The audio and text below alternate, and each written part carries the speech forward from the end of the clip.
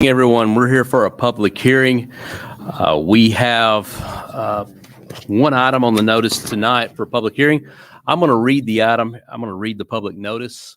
The Board of Commissioners of City of Mount Juliet will have a public hearing at City Hall, May 8, 2023 at 6:15 to consider the following item on second and final reading.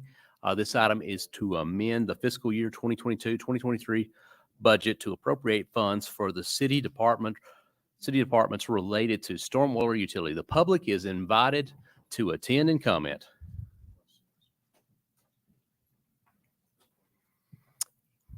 This is your opportunity to speak on the second reading of this budget amendment.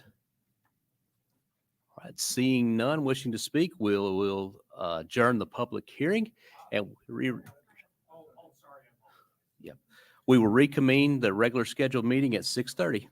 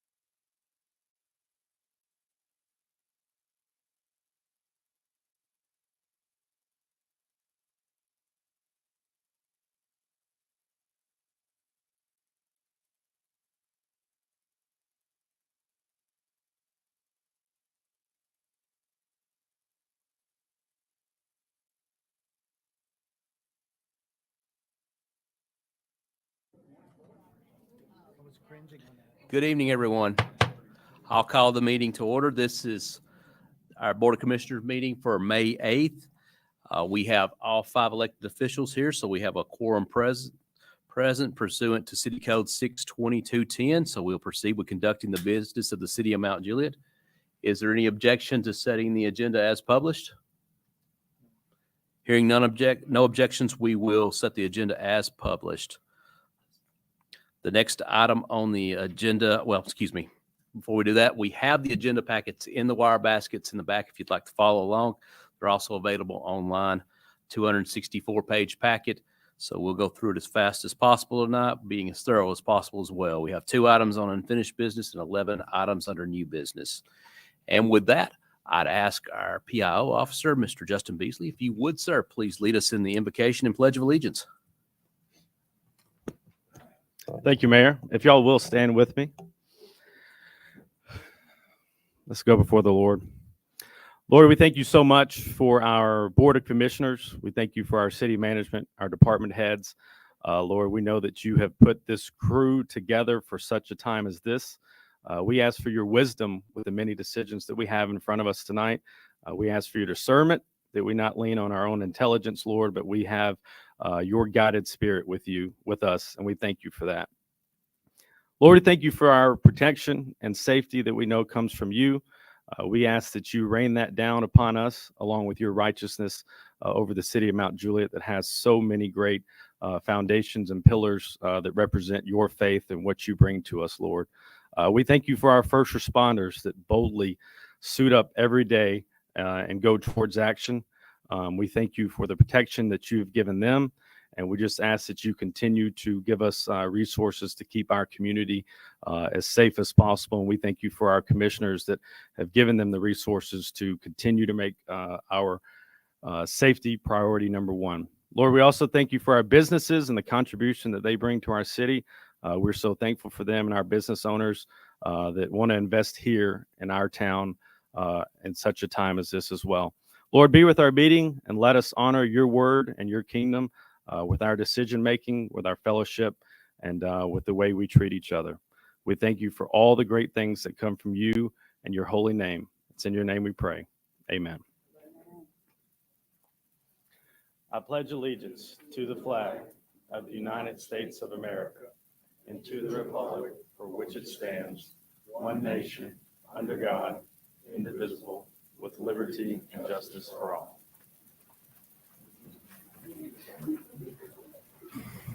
Thank you, Mr. Beasley.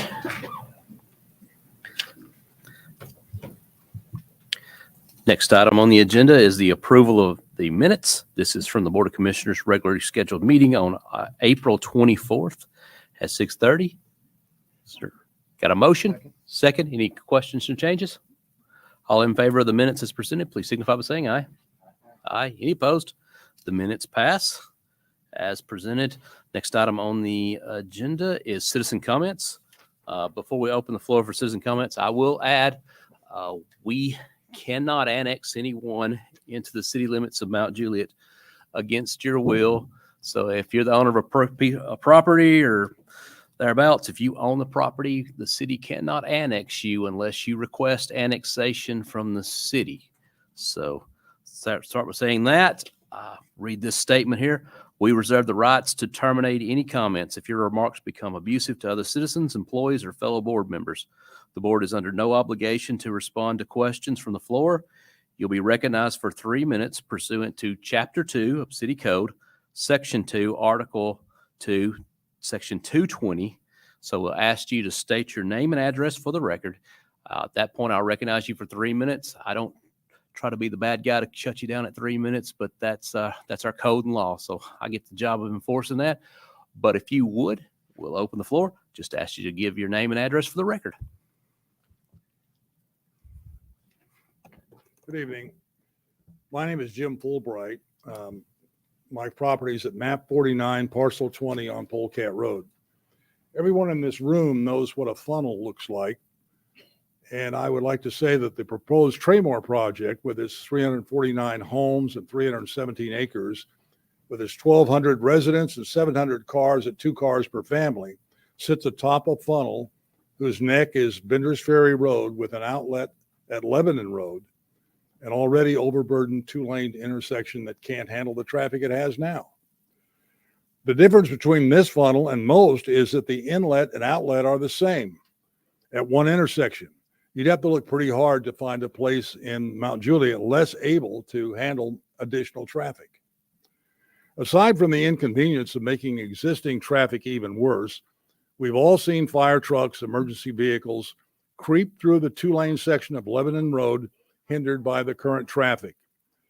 This means response time and all emergencies will only get worse as more cars clog that intersection, a safety issue that really affects us all, not only those living in that area now at the top of the funnel, if you will, but the new residents that will be moving in. Last month at the Planning Commission, we heard the developer talk about greenways, dog parks, swimming pools, deceleration lanes, and the like planned for Bender's Ferry Road. But there was no plan to alleviate the already existing or future traffic problems at Bender's Ferry and Lebanon Road. Additional entrances to Traymore were also discussed to diminish traffic near Gay Winds Drive. But no matter how many entrances you make, virtually all the vehicles that go in and out of that area must enter at Lebanon Road and Bender's Ferry Road. It's simply not practical or safe to add all these new homes, people, and traffic without first taking care of the infrastructure, specifically widening Lebanon Road and that entire intersection. Like the Planning Commission did last month, this board should reject this plan. Thank you.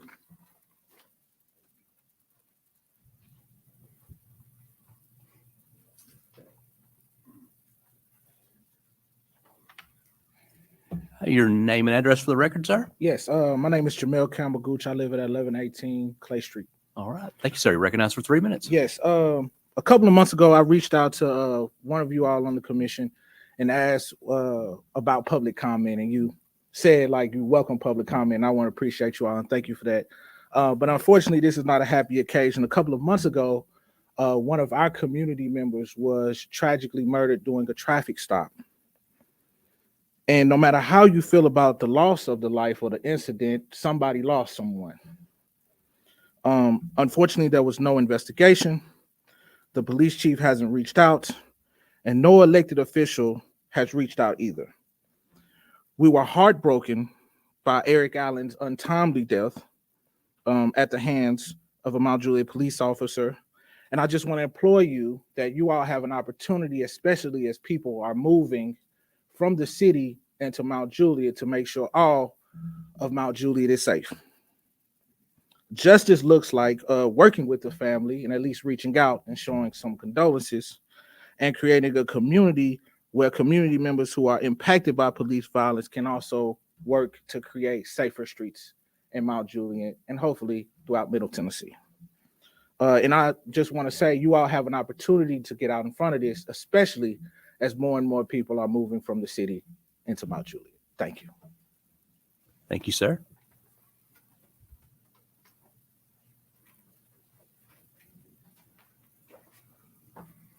Name and address for the record, please. Theda Murphy, 209 Maple Street. You're recognized for 3 minutes. I am here in support of Miss Linda Allen and the Allen family, and I'm asking for justice and demanding action. Eric was senselessly shot and killed by Sergeant Joshua Lowe of the Mount Juliet Police Department after being targeted and racially profiled. Justice would be having Eric with us today, alive, but since we cannot turn back time, we're demanding that Sergeant Lowe be fired. As a Black woman who frequently drives through Mount Juliet, I'm asking you as council members to review police department policies so that Black people can feel safe while driving through your city. The Allen family deserves for their loss to be acknowledged. Justice would be for this body to take steps to ensure that this does not happen again. Thank you. Thank you.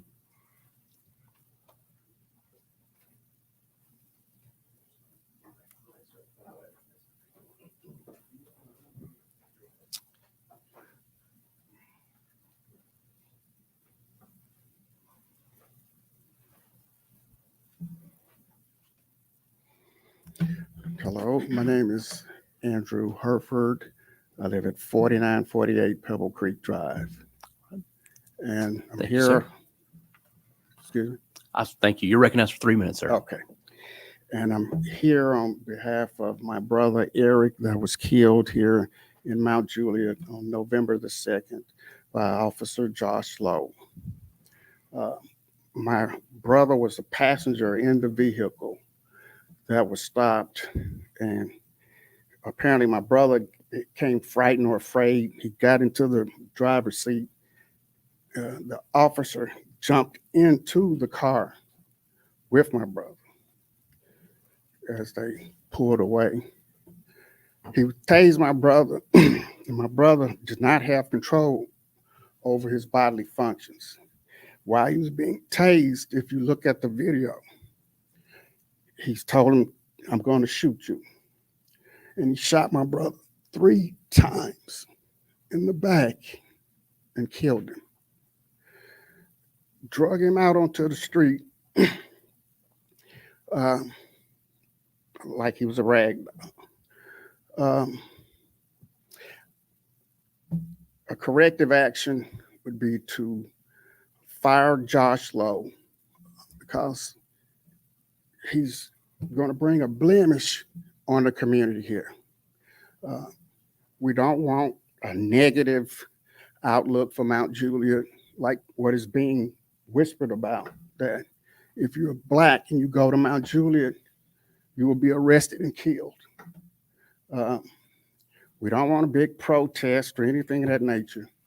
Well, we would like to see a traffic enforcement bureau or something of that nature, to where the general public doesn't have the fear of being killed at a traffic stop.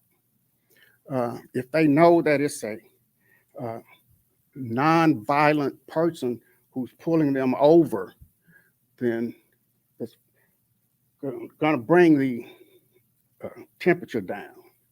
And if the public they're not going to be so afraid of being stopped. And if it's a crime in progress, then you have law enforcement.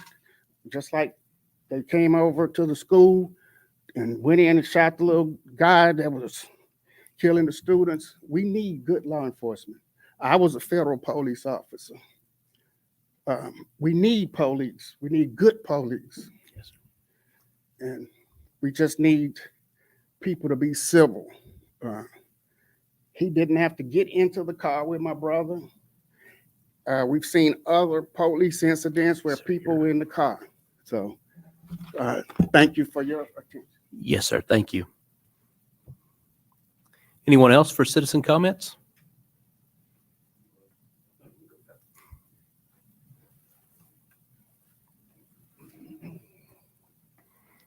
Good evening, Ryan Lovelace, CSDG 2305 Klein Avenue.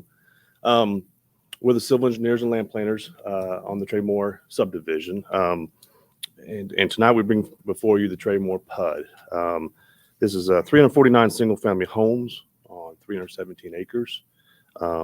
It's 1.1 unit an acre with an RS40 PUD zoning request. Currently is zoned ag zoning A1 in the county, which is also 1.1. Again, we're not asking for any more density here, just the 1.1 that we're currently zoned. We have tons of proposed amenities on this property, pool and pool house in the center of the project, community garden on the far right side, a dog park on the far northeast side, miles of walking trails, picnic tables scattered throughout, tot lot. Not an amenity, but we do have a separate area for mail kiosks. I know that's been a hiccup on some projects, so a completely separate area for the mail kiosks away from the amenity area. And also half this property will remain an open space, nearly 160 acres of open space. For road improvements, we have the following. At our entrance, we have a northbound deceleration lane into our project on Bender's Ferry. We have a northbound left turn lane into Gay Winds.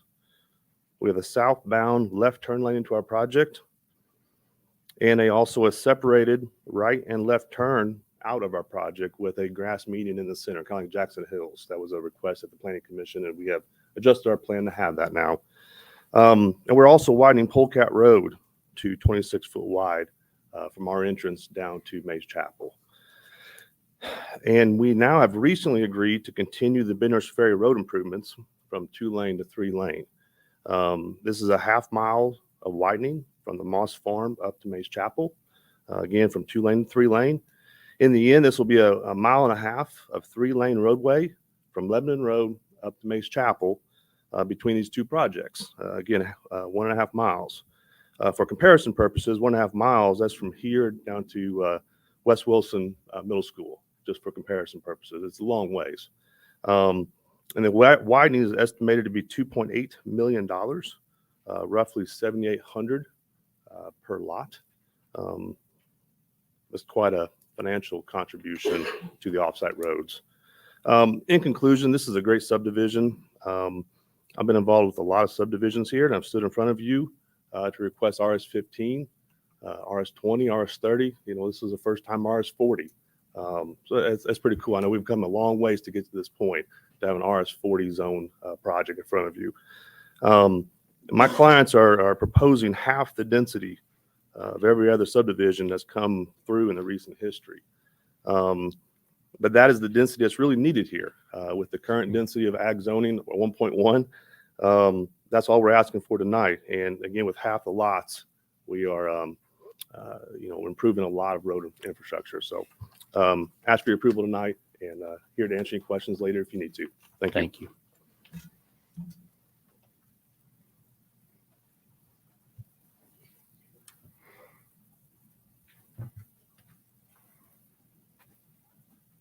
My name is Scott Tyler. I live at 950 Gay Winds Drive, and I was elected to represent the 72 houses that are on Gay Winds Drive. And with respect to the Traymore subdivision, they're all against it. And it really comes down to a quality of life thing. We're talking about 1.5 miles of 3-lane, but it used to be you could drive from our neighborhood to Publix or anywhere in the center part of town, and it was a 10-minute drive. And now it's a 30-minute drive waiting for traffic. You know, when you get from Bender's Ferry, trying to turn on Lebanon Road, you'll wait for 3 stoplights to change. We already got the Moss Farm. That's, I think, 350 homes.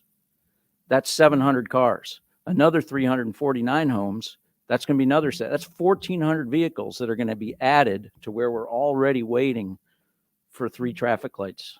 So there's going to have to be, we're not opposed to growth, especially quality growth, but we're in favor of our quality of life. And that amounts to the safety that you discussed. It amounts to the time it takes us to go in and out. You've all seen Lebanon Road back up from Golden Bear Gateway all the way to North Mount Juliet Road. It's a parking lot. And the infrastructure has got to be in place before you add all these homes, both roads and schools, and obviously for safety. Thank you. Thank you, sir.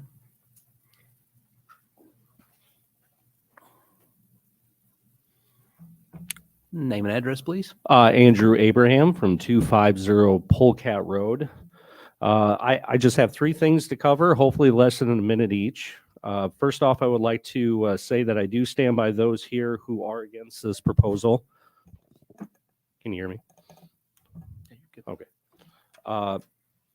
For all the reasons that they have stated, and utmost is the lack of infrastructure to support this kind of growth at this time. The congestion will rapidly ensue. Accidents, injuries, and deaths will surely result. And the environmental impacts of deforestation will be even longer lasting.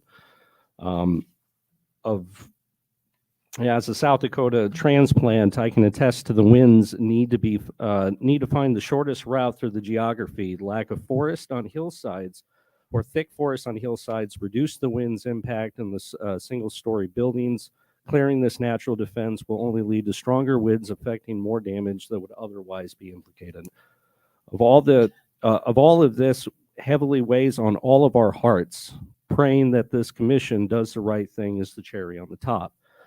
Now, right underneath that cherry is the second thing I want to bring to your attention is the situation right across the street from my home.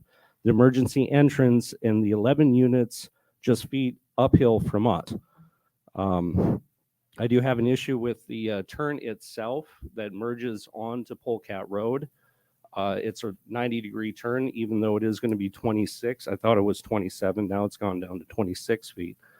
To merge right onto, I believe this is called Road B in 1C section, right off of Polecat Road. I do have aids for you that is going to be supplement to a solution that I ultimately have with what is going on in this road. That route that goes onto the turn is going to create congestion that I don't think our little street that's probably never seen anything like this in its hundreds or whatever years it's been around. I do have issues with the drainage that is coming down the hillside that comes from the construction and from whatever diversion that may actually occur, though I don't see anything in the plans from the developer. Blasting. The road is 36 feet from my front door. 27 feet after that is where I suspect where the actual city limits begin, and then there's rock, a lot of rock on this hillside. I would like to propose, since I only got 20 seconds left, and hand out to you a means to be able to divert many of the issues that I have not mentioned, but is essentially taking the road from from Polecat Road, bringing it down towards the corner and giving it a bend. This is going to require eliminating units 46 through 55 from the looks of it. You're over your time, sir. Well, would you be willing to look at this? I will have a gentleman here to collect them. Who? Oh, here. I mean, it was in haste. I do apologize. Thank you, sir. Anyone else for citizen comments?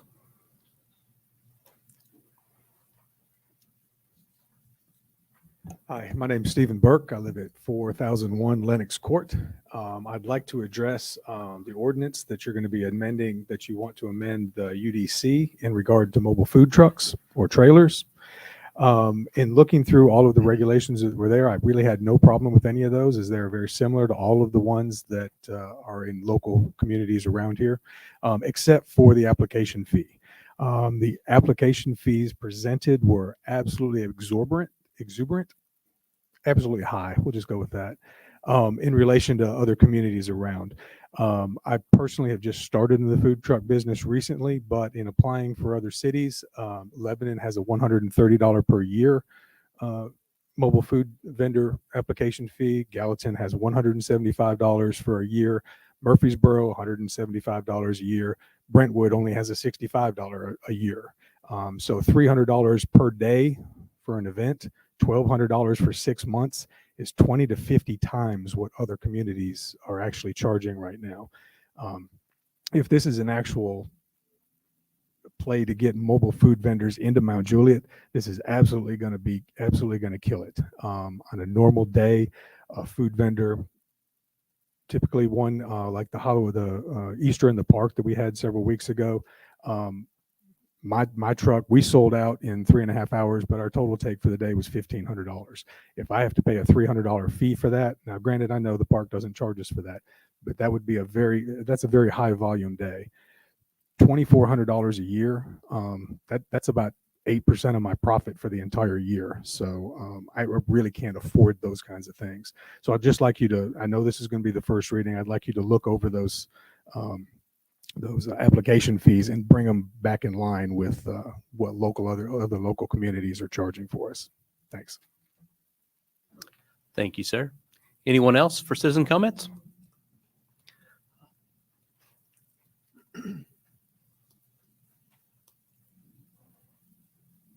Ray Hoffman, 2013 Shoreline Drive.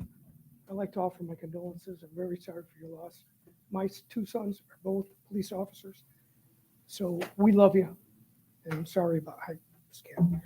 On the plans to develop, we do have to get the infrastructure completed before we start. I think Scott last week, he said they're going to put a turning lane 50 feet, 2 cars. Now the gentleman hasn't, he stepped up. He's going to improve it. What do we do for the 4-mile stretch down Lebanon Road? 109. It's got to be done. It's got to be addressed. We could all grow. I mean, we listened to our great mayor here. He spoke. He said, hey, this project will take 40 years to pay off Mount Juliet's investment in the sidewalks and the streets. The long cul-de-sac, remember? And why would we do that to the residents? Why would we burden them? Anybody who runs a business operates at a profit, just like the town should. You know, nobody addressed the schools. Schools are overcrowded. They're going to take the money. They're going to leave. And we're going to pay for it. They have to pay their fair share. The impact fee has to quadruple. All the developers need to pay their fair share and build the schools first so the kids come first. And that's what we need to do. And you guys have to protect us and do that. I talked to Ray before. He's all for it, but we got to get the, what's the other board? TDOT involved with the Lebanon Road. What does it take to do it? It's 4 miles. It's not even 4. I think it was less than 4 miles. And just improving it and getting that done. And then everybody could be happy.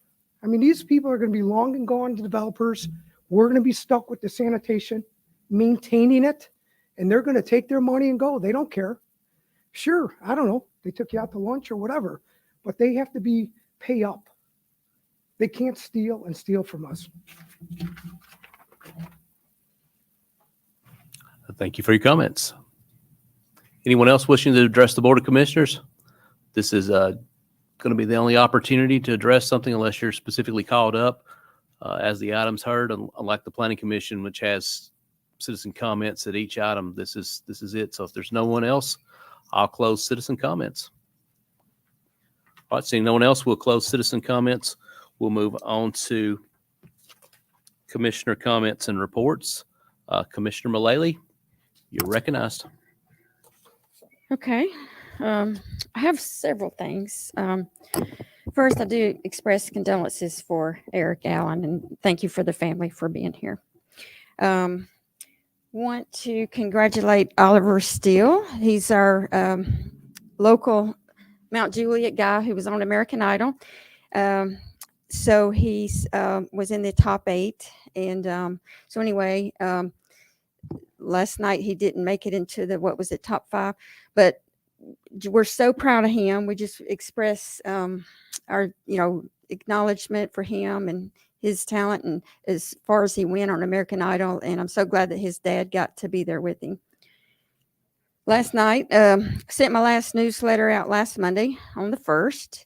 And just a few things. First, we plan on having one 4th of July event this year. It will be held at Circle P Ranch, themed as the largest fireworks show in Wilson County's history. It's presented by Needham's Nursery and Landscaping in combination with the city. There will be food trucks, live music, inflatables, and beginning at 4 p.m. So help spread that word again. And then U.S. Community Credit Union is the sponsor. Okay.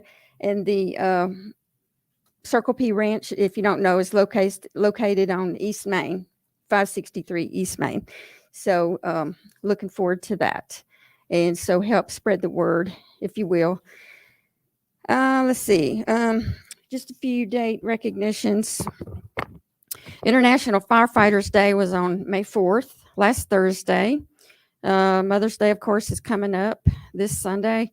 Teachers Appreciation Week is this week, started today through the 12th. National Nurses Week started Saturday this week through the 12th. The National Police Week, it begins on the 14th through the 20th.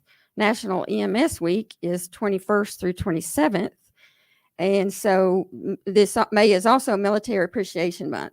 So we do thank our teachers, nurses, police, EMS, our firefighters, and our military for these recognitions. May is also National Bike Month. And I serve on the BPAC committee, which is the Bicycle Pedestrian Advisory Committee. And we have 4 events per year. The first one is in May, which in honor of National Bike Month. It was yesterday. It was the 8th annual Ride Mount Juliet, and we do that every May. Thankfully, the rain held off, and we had a really good turnout. And we always thank police department and fire department for always being there for us and help us to make sure we're safe on our ride. And police always holds a bike rodeo for the little kids. 2 bikes were given away, one by the volunteers, and the bike came from Biker's Choice, and PD gave away the other bike. So we thank you. Congratulations to the 2 little girls, the winners. Several local businesses did donate items for the giveaway, and we thank all of those. I don't have a list, but also Dunkin' Donuts provided the coffee. So we thank them for that. This was a 3.5-mile loop. It was a good loop. I wasn't sure if I would make it, but I did. And then we took the new Cedar Creek Greenway. So that was my first time on it. And if you haven't been on it, it's just really beautiful. Our next event for BPAC is June 29th at 6 p.m. This is our annual community Greenway walk. We'll meet at the train station at 6 p.m. and we'll be walking the town center trail and back. So that's all. Thank you. Thank you. Next, I'll recognize Commissioner Justice. Thank you, Mayor. First, I would like to ask everyone for their prayers and their thoughts for the Binkley family.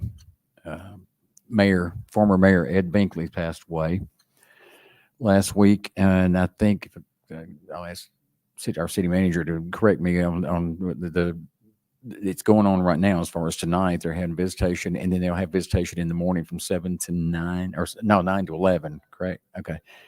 Service will be at 11 o'clock. So, for those of you that didn't know Mayor Binkley, Mayor Ed, he was responsible for a lot of good things in our city, in our community, not just in our city. But a couple of the things that he was very, very proud of is he actually started the annual Christmas parade. It was under his watch that began. And he helped initiate the annual tree lighting ceremony also during that. He received a Lifetime Achievement Award from the Mount Juliet Chamber of Commerce.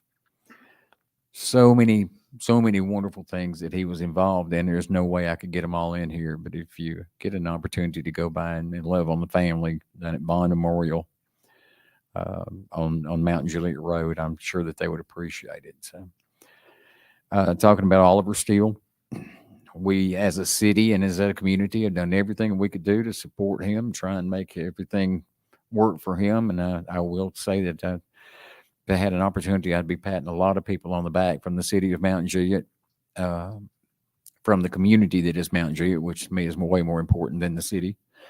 But I've got to tell you, Oliver represented Mount Juliet in a wonderful way. Class act, the family got to go and see him. And so on last night, actually, we had the watch party at Buffalo Wild Wings, and it was great. There was a lot of people there, and they were cheering for Oliver. There's a story that I'll get with Justin Beasley. Told me he was going to get me to tell about Oliver's name, and I will talk to somebody about that off camera and off of microphone at a later time. If anybody wants to know, it's kind of funny, kind of cute, comical. But we do want to say congratulations, Oliver Steele, for representing himself and for representing the city of Mount Juliet in such a wonderful way. And the family as well. Very proud. We see a lot of people come to this microphone and they come up here and they're for projects. They're against projects.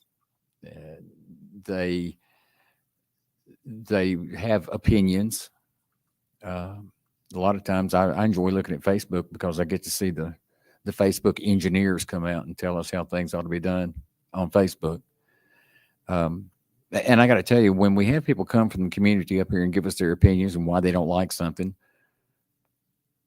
we're good with that. The problem that I have a lot of times is people come to the microphone, and I'm not necessarily about projects, but about anything. But when they come to the microphone and they stand up and put their name and their address on there, and then they just tell blatant lies and an opportunity to get their way, that's alarming to me. That's not a community spirit. If you got an opinion or you have a thought, then put it out there as a thought. Don't come up here as if it's a fact and demand your way. And again, I'm not talking specifically about a project, okay? I'm going to get that out of the way because it's not appreciated. The people who come up here because they, for instance, the folks who come out here and they live on Bender's Ferry Road and they're upset about a development, I absolutely understand and respect your opinion on that. And we'll listen to it and we'll do everything in my power to help you out. Promise that. You know, y'all, I've been here as long as y'all have, and I understand when change comes, it's hard to deal with. It really is. But when you come to the microphone, please represent yourself as giving your opinion, unless you're an engineer. And then I want to hear that too. July the 4th, celebration is going to be at the Circle P Ranch. I think Commissioner Mullally went off script and we told it all, but that's okay. We are the Cedar Creek Boys, the band I play with. We'll be playing both there and the July 15th celebration, and we'll be playing through Wilson County, Tennessee State Fair as well. So there was 3 big events going on in Wilson County, and every one of them, or 2 of the 3 rather, are in Mount Juliet. So I'm very proud to see that. And Mount Juliet has come, man, it's come a long way to being the force in Wilson County. We went, when I got elected, there were, I think, 12,000 people in Mount Juliet, and now we've over 40,000 people. So it's come a long way, and I'm proud of what it's become and how we've gotten to where we are. So I'm reading from Justin Beasley's script here. He told me to see the 3 biggest events in Wilson County, 2 of them in Mount Juliet. Thank you, Justin, for saying that. Now, that being said, I also want to say, and I'll get my comments, we hired Justin Beasley. How many years ago? 2 years ago? 1 year? How long was that been? About a year and a half ago.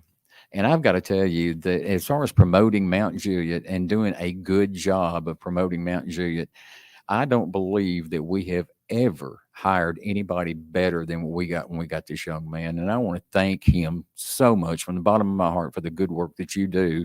You're constantly got a smile. You've constantly got a good attitude. And you have good work that comes from all your efforts. So thank you, Justin, for everything you do. Mayor, you too. Thank you, sir. Vice Mayor, you're recognized. Thank you, Mayor. I'm going to try and stay on script tonight. Thank everyone for coming out tonight. Appreciate all the good comments. I know some of them are hard topics out there, but I'm up here taking my notes as well. So I appreciate everybody. Congratulations to the FFA ladies for all their accomplishments, and gentlemen that were here tonight earlier. I don't want to steal anybody's thunder, but just throw it out there. Just to kind of talk a little bit about, some of the parks. I know Commissioner Mullally had also talked about it a little bit, but we've got movie night coming up, and that's going to be June 2nd. So that's right around the corner for most of us, 8:30 at night. So check out the mjparksandrecs.org for up and coming events. I'll tell you, I know Mr. Beasley's does a great job at promoting, and Rocky Lee and his team do a great job at setting up all these events. What a great opportunity for us to be neighborly and get a chance to meet your neighbors, and also our first responders and our city officials and everybody else that can make it out there to get a chance to say hello to everybody so we can be all part of the community strong. Also, would like to also give a shout out to my mom for Happy Mother's Day. I know that's right around the corner. And also to my wife. She's been an awesome mom for my 3 awesome kids. So, our moms tend to get overlooked. If you think about it, there was a comment out there on social media about all the things that they do on a daily basis. I got tired just reading it, but I start checking the box about all the things that get done in our house, whether if I was living back at home with mom or now living at home with the wife, all the things that they do and we all take for granted. So just take that moment and, hopefully you guys call your mom as much as I do, at least 3 to 4 times a week, say hello and see what's going on with the rest of the family. July 4th, yes, is right around the corner also. I am looking forward to it. I am, man. It's going to be a great show. as a city and the local businesses invest back into our citizens, I think it's another opportunity for us to be able to have that camaraderie and that fellowship, and as well as a safe environment to be able to hang out with our family and friends. So looking forward to that. Mr. Barlow, this is his last meeting. I heard at the beginning of the meeting, I think there was some whisper about it. So Mr. Barlow, thank you for everything you've done for the city, looking at our roads, improvements, storm drain, water, public works. I mean, projects, residential, commercial. I mean, the list just goes on. Some great accomplishments.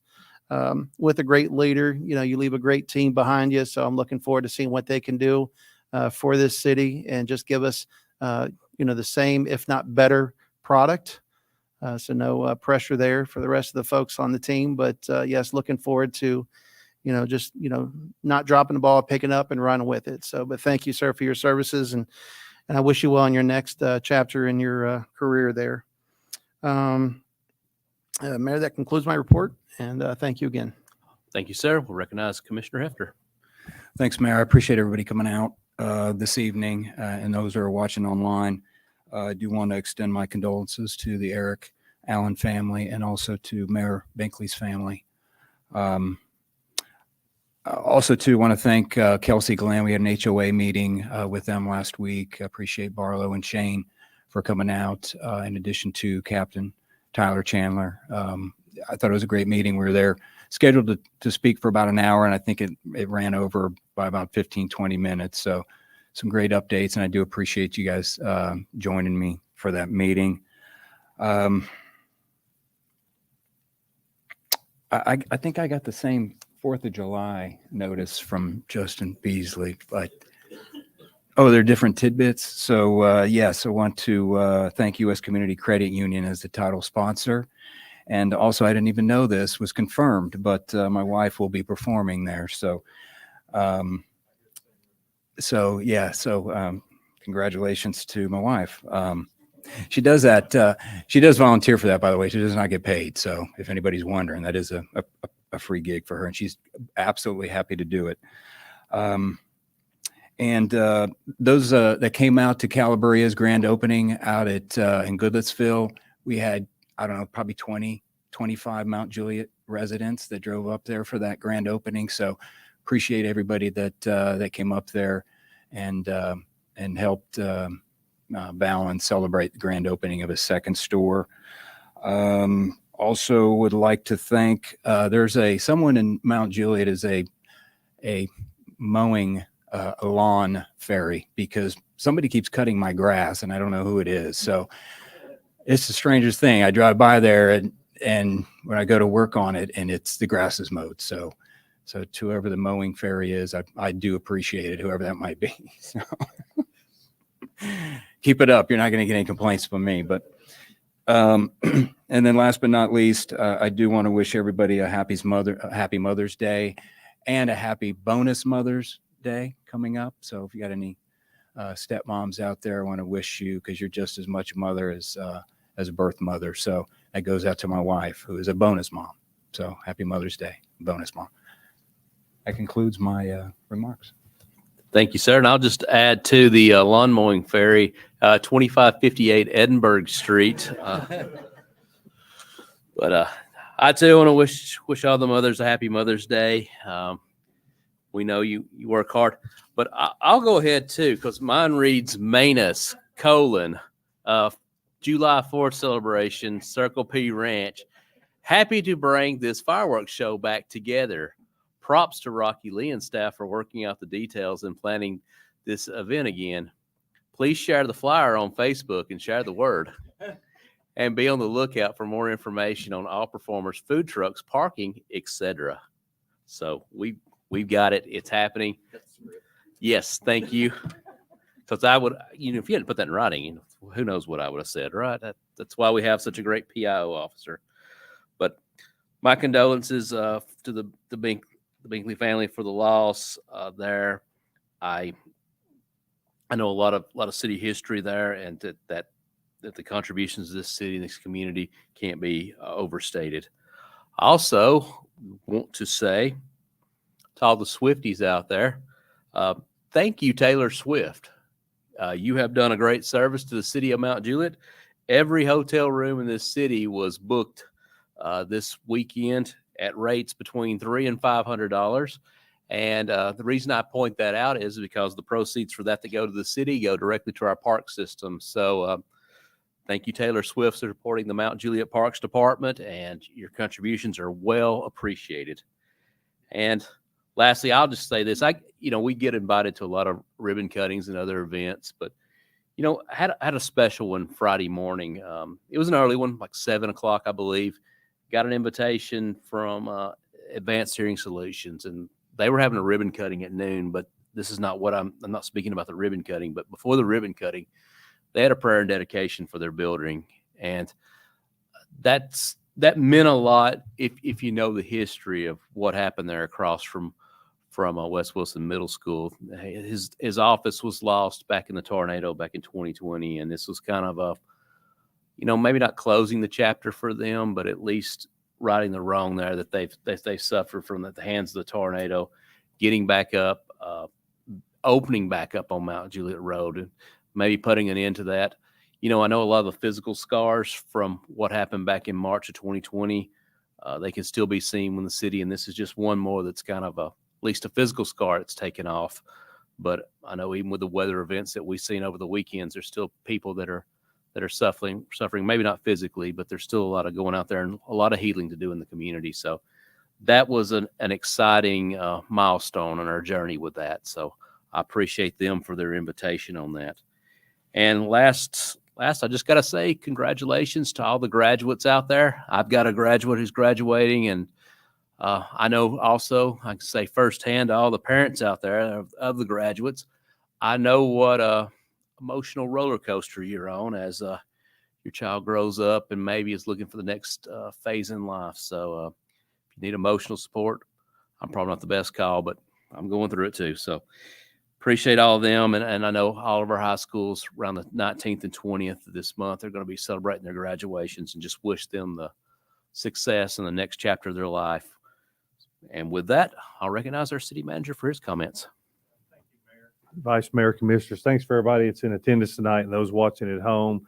On behalf of the staff, I appreciate each of you for what you do and the sacrifices you make from your families and your children, grandchildren, and so on.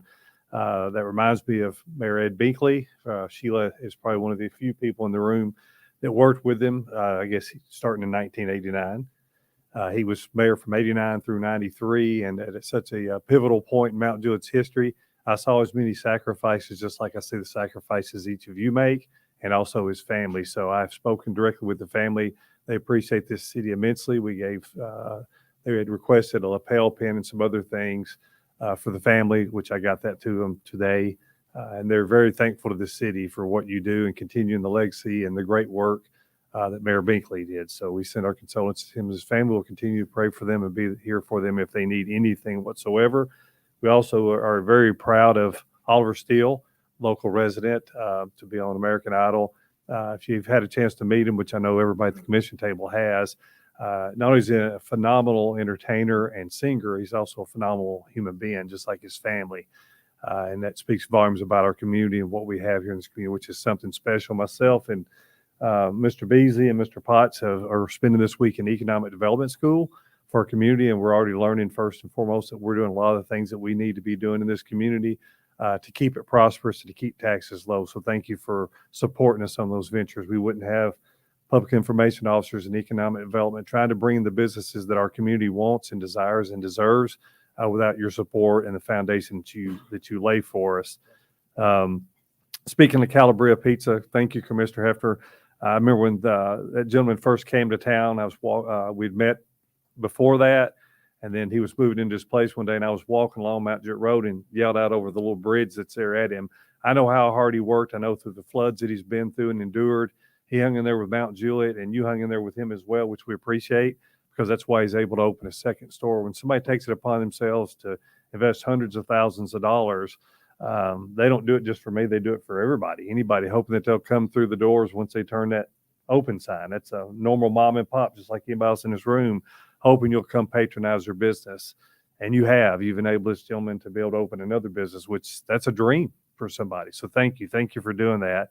And I encourage you to continue doing that for all mom and pop businesses within our community, because I can only imagine what it would take to invest that kind of money, life savings, into a business and just hope that somebody would come patronize your business. So I want to thank this community in particular, because I think Justin and Marty will both tell you one of the highlights today in the class is the importance in economic development of shopping local. So thank you for doing that. And God bless you all. And Mayor, that concludes my report. Thank you, sir. With that, we'll move into the business portion of our agenda. We have one item on unfinished business consent agenda. This is item number 1, an ordinance amending the fiscal year 2022-2023 budget ordinance 2022-32 to appropriate funds for city departments related to the stormwater utility fund. Have a motion? Second. And a second. Questions or comments? Commissioner Mullally? The sheet of paper that was left here, is that something that's changed, or is that just a Let me printout? get your mic. I'm sorry. Go ahead. No, that's just a fiscal note that I forgot to put with the first Okay. ordinance. Okay. Just explains the long terms. Any other questions? Commissioner Hefner? I noticed we're adding, as part of this, we're adding 2 new positions, which I totally understand, on the billing and the management. And the rest, am I to understand, are going to pay raises for existing? Yes. We have staff that, for example, the sewer billing manager, her duties are strictly for sewer billing, but now she has had to take on the stormwater billing as well, which added to her workload. And she's done a phenomenal job. So it is to compensate her for taking on the additional duties, as well as her assistant. Was she underutilized? No, she was overwhelmed with the stormwater. So that's why we're adding a clerk. more. So adding a pay increase, that's not going to help her utilization. No, it'll help. Well, adding the clerk will help that as well.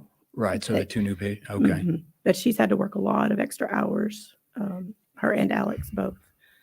So, okay. So my concern is this, and I'm all in favor of this, but my concern is we're giving pay raises for people to do additional responsibilities. In the corporate world, you're either RIFed if you're underutilized, or you're cross-trained to provide additional, job duties and responsibilities. So my concern is we're adding more responsibility. Yes, I get that, but to add responsibilities and to also give them pay raise to take on additional responsibilities, I struggle with that a little bit. If we need more employees, then let's hire more employees. But if we're just cross-training someone just to take on additional responsibilities, that's, unless I'm missing something, but that's kind of how I'm reading this. Well, she is going to be responsible for both stormwater and the sewer billing portion of it. Okay. But do you understand what I'm saying? Yeah. Okay. All right. That's all. Commissioner Justice. So I guess to add to his question, my question would be, would we be getting a better product if we just hired another person to handle specifically stormwater billing, as opposed to trying to get them to handle both? I think she has to handle both because the billing comes out of one particular system. And so the information is merged into one system. The billing is done at one time for both because they're both on the same bill, except for the stormwater only bills. Adding a clerk will help her pass some of that other duties down to Alex, who can then pass that out to the clerk. So that helped the volume of that. But I can't hire a stormwater billing manager and a sewer billing manager simply because they would be doing the same thing every month. It's one system that's producing those Redundant. bills. Commissioner, let me get your mic. Sorry. And I'm not trying to isolate her, because there's also public works personnel that's also getting pay raises to take on additional job duties. So I'm not trying to isolate her. So I guess my last and final question is, if we end up hiring additional personnel, either in public works or in billing, are we going to back down their pay? Are we going to readjust their pay down? That's a rhetorical question. I know we wouldn't do that, but that's my point. That's kind of what I'm struggling with here. But just to pay somebody to take on additional responsibilities to me is kind of a little bit of a foreign concept. But Vice Mayor? And I'm not trying to beat a dead horse here, but there's some good points being brought up tonight. So for example, when this individual takes vacation and then their staff is going to have to step up and handle that and being cross-trained, are we then going to be paying them? Are we going to be asking them to come back and basically compensate them for having to pick up the duties when this individual takes on vacation, time off, anything like that? Because again, I think both commissioners are bringing up some very good points here. Redundancy is important, especially with just an important role like this. So that's just really a lot of good points here tonight. And it's going to roll over into other departments. So there's going to be a lot more concern here. So just, is there any concern here when the staff can come back in and do some cross training there? How's that going to work? Well, that's what Alex's job is necessarily. He backs Ashley up when she's not, here. And the adjustment is for him as well because of the duties that he's going to have to add on to his role. So we have that cross-trained where I've got somebody that can step in and take over when that person isn't there. But Ashley is the main billing manager over both. As far as yours. Director Barlow, would you like to be recognized? Yes, thank you. I guess my counterpoint to all this topic is when you give people additional responsibilities, don't you increase their pay? I mean, that's the way business works. That's the way it should work. That's what we're asking. I think in the corporate world, You're not. Vice Mayor?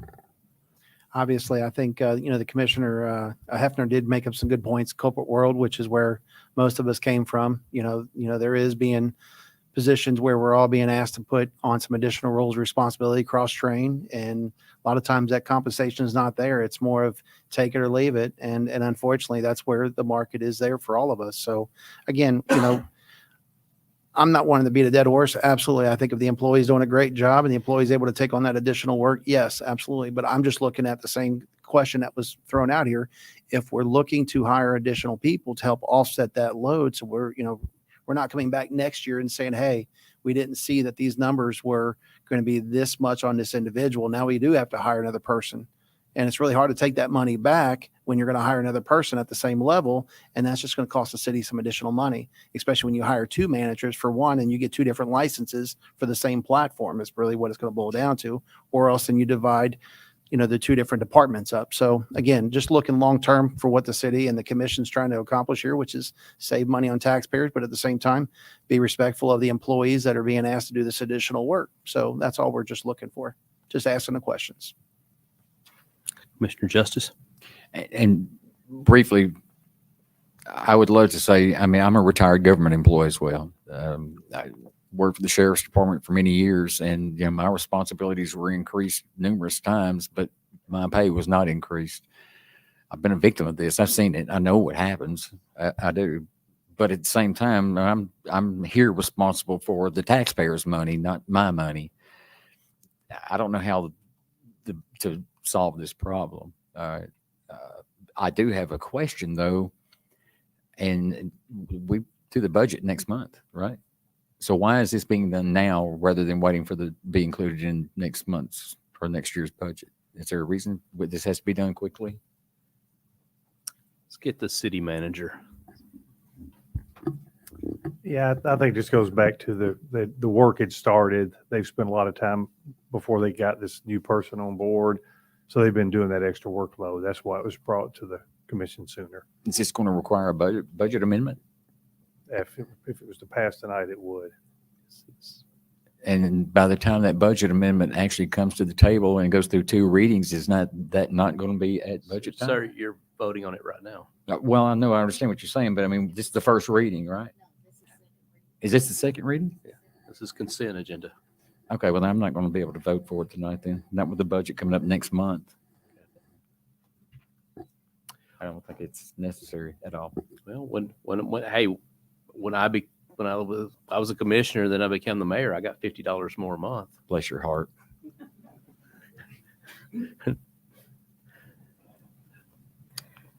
Yes. Just to address the budget amendment, it isn't just salaries. The city is responsible for the stormwater fees now. So in this budget amendment, it's for the departments to pay the stormwater fees because they're now responsible for them. So they don't have those fees in their budget. So that's just part of it. And it's also to recognize the revenue from the stormwater fees themselves. So it's to add that revenue to the budget.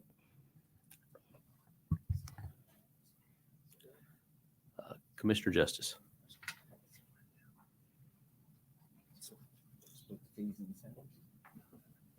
that what you're saying?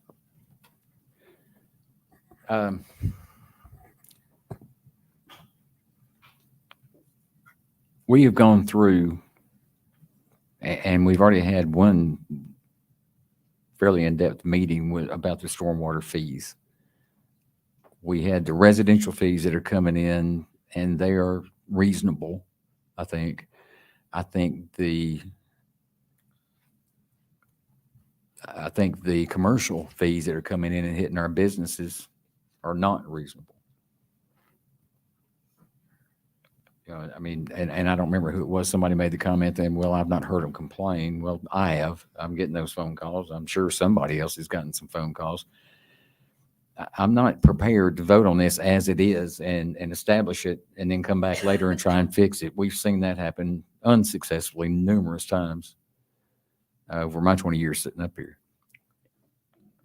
It's not a good way to move forward. Until we come up with a plan, I'm going to ask for a deferral on this. I'd like to have a deferral on it, and we can come back and as So motion to defer? yes, sir. I think until we have a plan that addresses the commercial portion of this, I think we need to. Is there a second on the advisement of deferral? Sir. Yeah, motion to defer to the ordinance. All right, hearing no second, the deferral fails. Was that a second? Okay. So hearing no second on that, the deferral fails. Back on the ordinance. Okay. Commissioner Mullally. So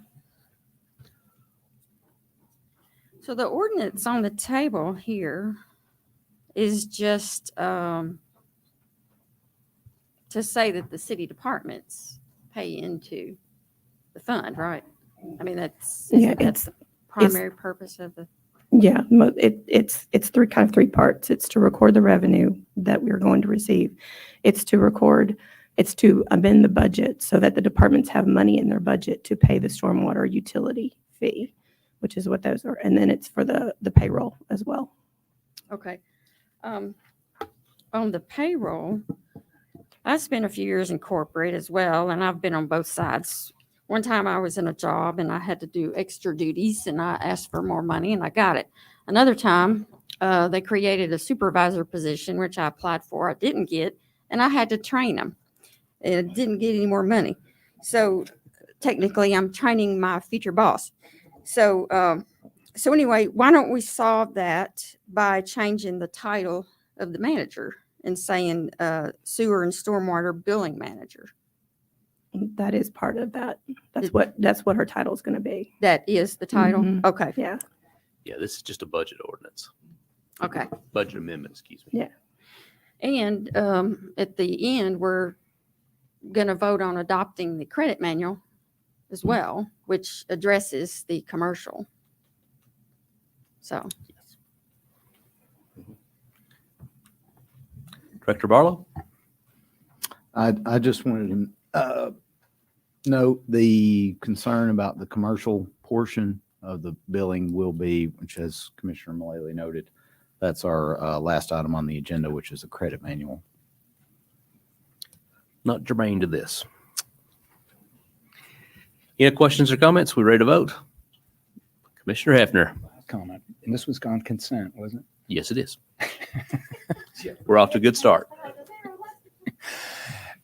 Can I make a request that in the budget, I know there's line items in there for the positions, not names, because we don't need names, but can you highlight those in some maybe red font so we know which ones, if this passes tonight, which ones received this bump, so we can take that in consideration when we're reviewing the budget?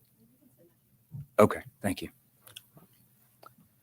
Commissioner Justice. One more point I'd like to make, and we have dispatchers at the Mount Juliet Police Department who we just are now we're putting them through the ringer with the new EMS system because we've added ambulance and ambulance calls, emergency medical service and things of that nature, but we didn't give them any extra money. And I'm struggling with that a little bit. So, I mean, I would anticipate that if we're going to do this for public works and we're going to do this for the storm or for the billing folks, then I'm hoping that we have something in this next budget. I would even ask maybe retroactively that we come back in here and we make sure that our dispatchers are as well taken care of as the others. I think it's only fair. So, Ms. Hire, if you could help me out with that, I would greatly appreciate it. All right. Any other questions or comments? All in favor signify by saying aye. Aye. Any opposed? That carries. Okay, we carries by a vote of 4-1 on second reading. Next item is 8-1, an ordinance to rezone approximately 19.94 acres of property at Rutland Drive, map 78, parcel 13.14 from CI to CI PUD and adopt the preliminary master development plan and approve the economic development agreement for Project Prosper. Motion. Have a motion and a second. The items on the table, I've got an amendment here that I'd like to read. This is to amend under Public Works and Engineering comments, number 4C, to replace C with this language: to help offset the cost of 4B, the city will reimburse the developer 50% of the total third-party cost of 4B up to $750,000, whichever is less. The city will then be reimbursed by the same amount through development of any property to the north of Rutland Drive. Payments will be made to the city. Payments will be made from the city to the developer when 5 years of opening the development or the issuance of the first CO, if any of the property to the north of Rutland Drive, whichever is sooner, the city will be reimbursed by any development to the north of Rutland Drive on the same timetable. Motion second. So we're on here with the amendment. Any questions or comments on the amendment? All in favor of the amendment, please signify by saying aye. Aye. Any opposed? We're back on the ordinance as once amended. Any other questions or comments on that? All right. All in favor of the ordinance as once amended, please signify by saying aye. Aye. Any opposed? That carries. Congratulations to. It's been a long journey out there, and we're glad to see the plane landed on that. In case anybody's watching, Project Prosper is also known as.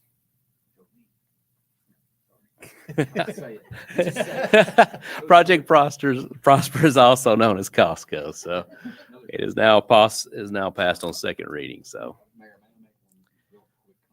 Commissioner Justice. For those of you on Hip Mount Juliet on Facebook who were constantly whining and saying, why can't we get a Costco? You just did, people. Okay. So I'm sure Facebook was now going to blow up. So one more thank y'all. trip to the Planning Commission, but we're there. All right, the next item, we're moving on to new business. We have two items on consent: a resolution approving the agreement between the City of Mount Juliet, Tennessee, and the Tennessee Department of Transportation for the interchange lighting project at Golden Bear Gateway and Interstate 40. 9-2, a resolution approving an agreement between the City of Mount Juliet, Tennessee, and HMB Professional Engineering for the design of Beckwith Road widening project and authorize the mayor to sign the agreement. Have a motion and second. The two items on the table. Any questions or comments on these? Commissioner Hefner? This is to our city attorney, Gino. Packet page 77. There's a termination for convenience. Shouldn't that, no, aren't those normally mutual?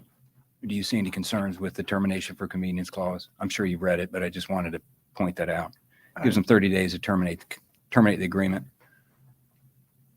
It should be mutual. It's not. Well, I didn't catch that, and I apologize. You're welcome.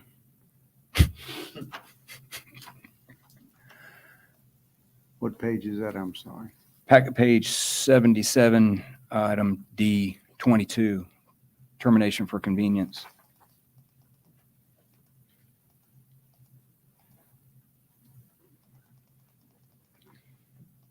In fact, I usually strike those in their entirety. This is really not much of an agreement. If either party can cancel it for convenience. Do you need it deferred? There it is. Oh, that's right, it is. I'm sorry. Yep. They aren't going to change it. Okay.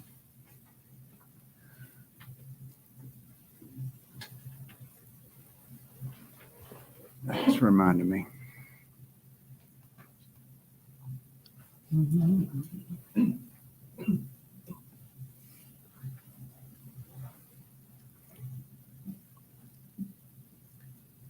While you're looking at that, let's, Director Barlow. To give some background on this contract, this is a boilerplate document that is done by the Department of Transportation. This same language has been in effect for probably, well, it says revised date 3/8/2010. So it's been a long time. And as far as I know, this language has never been revised. That's why it's there. Because nobody ever pointed it out, or just? No, they just won't change it. They won't change it? They won't change it. You Okay. want it? All right. You want their money? Here yeah. it is. Yeah. Okay. I'm good. But I've never seen it. I've never seen it happen. Okay. I've never seen a one-sided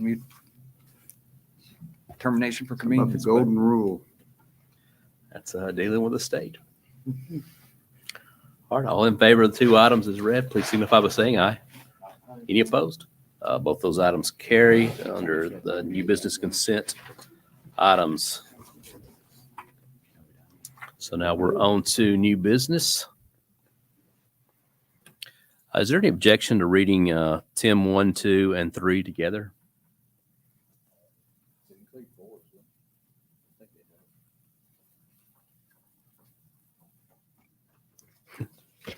No, 4 is a change, a separate change.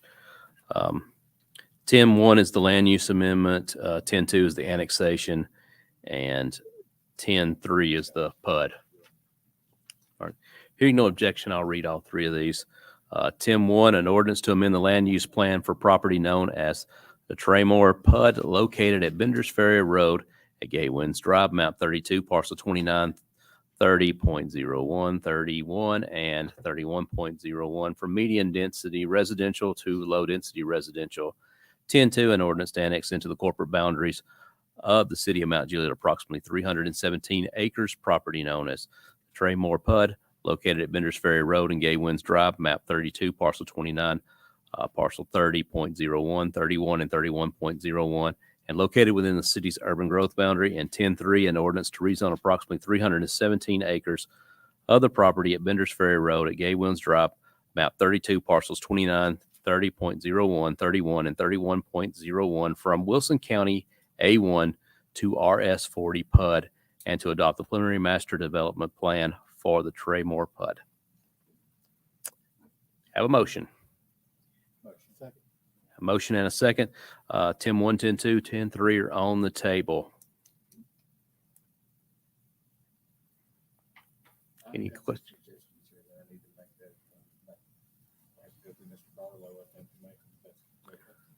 All right. Commissioner Justice, you have the floor. Well, some of the issues that I'm seeing here, I'm not real thrilled about the traffic side of this. I am extremely thrilled by the project because when it's all said and done, you're looking at 158 acres of open space that is secured forever. That is secured by the PUD and will never be used for anything other than open space. So that makes me very happy. The questions I've got, I would like for a primary road design that needs to be shown that would be on Polecat Road going to, and I probably need the developers up here, the project to come up if I may, Mayor. Yeah, let's get representation up.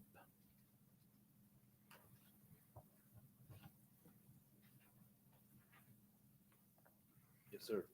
Okay. One of the things that I'm going to make these in form of an amendment at some point, but I want to make sure there's not an issue. I would like for the exit onto Mays Chapel to become more of a primary exit so that some of the traffic is distributed back towards Mays Chapel. Not all of it would be coming out onto Benders Ferry Road. So whatever changes need to be made to make that happen would be one of the things that and then the whatever is needed as far as, and again, I'm including Mr. Barlow into this conversation, whatever changes need to be made at Polecat, but at Mays Chapel and Benders Ferry at that point to make that a working intersection as well, so that you're not, no roundabouts, Andy. I'll go ahead and throw that in. I figured that was going to be your next go-to.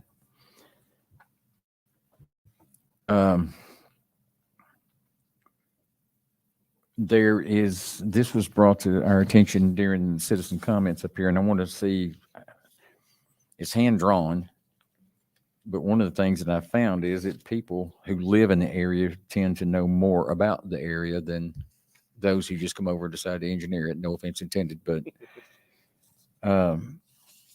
this gentleman says that he's got some issues with drainage onto his property. And if you don't have access to what he brought us up here, I'd like for you to look at that and be able to come back at least by second reading and establish whether or not that is an issue. And if it is an issue, how it's going to be remedied before it's brought to for second reading. Was that you? Okay. All right. And Ray, he gave me a copy, so I'll He's take got a it. look at it. Okay. Thank you. Thank you. My understanding also is that Polecat Road is going to be a construction entrance. Is it not? Has it can not be, been or decided Benders yet? Ferry. I mean, it'd make more sense for us to have our construction entrance be on Benders Ferry since that's the road we're improving, but Okay. we have not talked about it. What I worry about there is just the amount of traffic, big trucks, Okay. things of that nature that are pulling off of Benders Ferry, and that's a big hill right there and it's dangerous as it is. I worked numerous wrecks at that location or up and down that stretch right there. So I'm not real sure that it's a good idea to have large trucks in and out of that location during the construction process. All right. They get to wait at Mays Chapel and pull out probably, I feel like, at a safer location. Also, and I talked to our fire chief, Mr. Edwards. He says it's not warranted at this time. The numbers aren't, but I have asked also for 2 acres in the process of the negotiations to be donated to the city of Mount Juliet near the entrance of the development for a future fire station. As we go further out that road and sewer is put in and goes out to the end of our urban growth boundary, there's going to be development that is going to take place out that direction. So it may be 10, 15 years down the road. I'm not sure when the numbers might dictate that we need it out there, but eventually we're going to need something out there. So if we can get something donated by the developers, and like I said, they got 158 acres. I don't think 2 acres is going to hurt anybody. All right. So Mr. Barlow's scratching his chin like this. So Mayor, if I could get Mr. Barlow's comments on any of this. Yes, so I think to what was discussed, Ryan had mentioned it in the comment time before. We talked about extending the 3-lane section on Bender's Ferry Road from the Moss Farm north to the Mays Chapel, Liberty Chapel intersection. I guess a question came up in my mind. How do you terminate that 3 lanes to going from 3 to 2 through the intersection? My recommendation would be carry that center lane through that intersection. That way you've got safer left turns right there. And it would just be a minimal few hundred feet extra to extend the improvements through. I did go through a cost estimate that Mr. Lovelace provided, went through this with Matt and I did. Looks like total improvements. We took it and took a look at it, added a few things, subtracted a few things. It looks like it's coming out off-site improvements. This doesn't include anything at their intersection. It includes what? I'm sorry. Just off-site. This Okay. is just from basically the Mays Chapel, Liberty Chapel intersection south. It's about $6,800 per lot. So 68. And so I feel like that's a pretty safe guesstimate. And that's with construction light items and everything. So I think with that, and if you improved through the intersection north of the Liberty Chapel, Mays Chapel, that way you've got that safe left turn lane right there in the middle. To me, that really helps the safety of the intersection. Alternately, a roundabout. No roundabouts. My comments also in regard to sewer going that direction. I also want to make sure that sewer is run down a branch of it somehow. I don't, y'all figure out how to make this happen, but I want to make sure that sewer is actually on Polecat Road as well, going into the development. Now, I'm assuming that you probably have to go up Mace Chapel and do that. Yeah, we'll have sewer to that first lot next to Polecat. So, I'm sorry, sewer will be at our first lot. That's right up against Polecat Road. So sewer will be there, yes. Okay, I want sewer going down Polecat from Mace Chapel though. For the neighbors, is that what you're asking? Pretty much for anybody that wants to hook up over there. The idea is to provide sewer. I don't want step systems being allowed. We've already got one large development going in over there that's allowing a step system, but that's in the Old Hickory Lake watershed. And I don't want that water or the stuff. I'm trying to think of the nicest way of putting that. From the step system going into the ground, going into some of these people's groundwater, into wells and things of that nature out there. I want to make sure that we've got sewer to everybody that we can get sewer to over there. So obviously the best way of handling that is to let you guys run it when you go into the subdivision. And I will say this, I do understand too, that, you know, you guys come in here with RS40 density. That is the lowest density that we could possibly ask for. So I do appreciate that. I also know that if you went to the county and got this approved on a step system, you got 158 acres up there that would supply you with the necessary soils to get the step system put in. And you would wind up with 25,000 square foot lots instead of the 40,000 that we're requesting. So I appreciate that. I want to see this go in for all of the reasons that I've discussed. And I'm afraid that if it didn't go in, that we would wind up exactly with what we don't want out there. So again, thank you.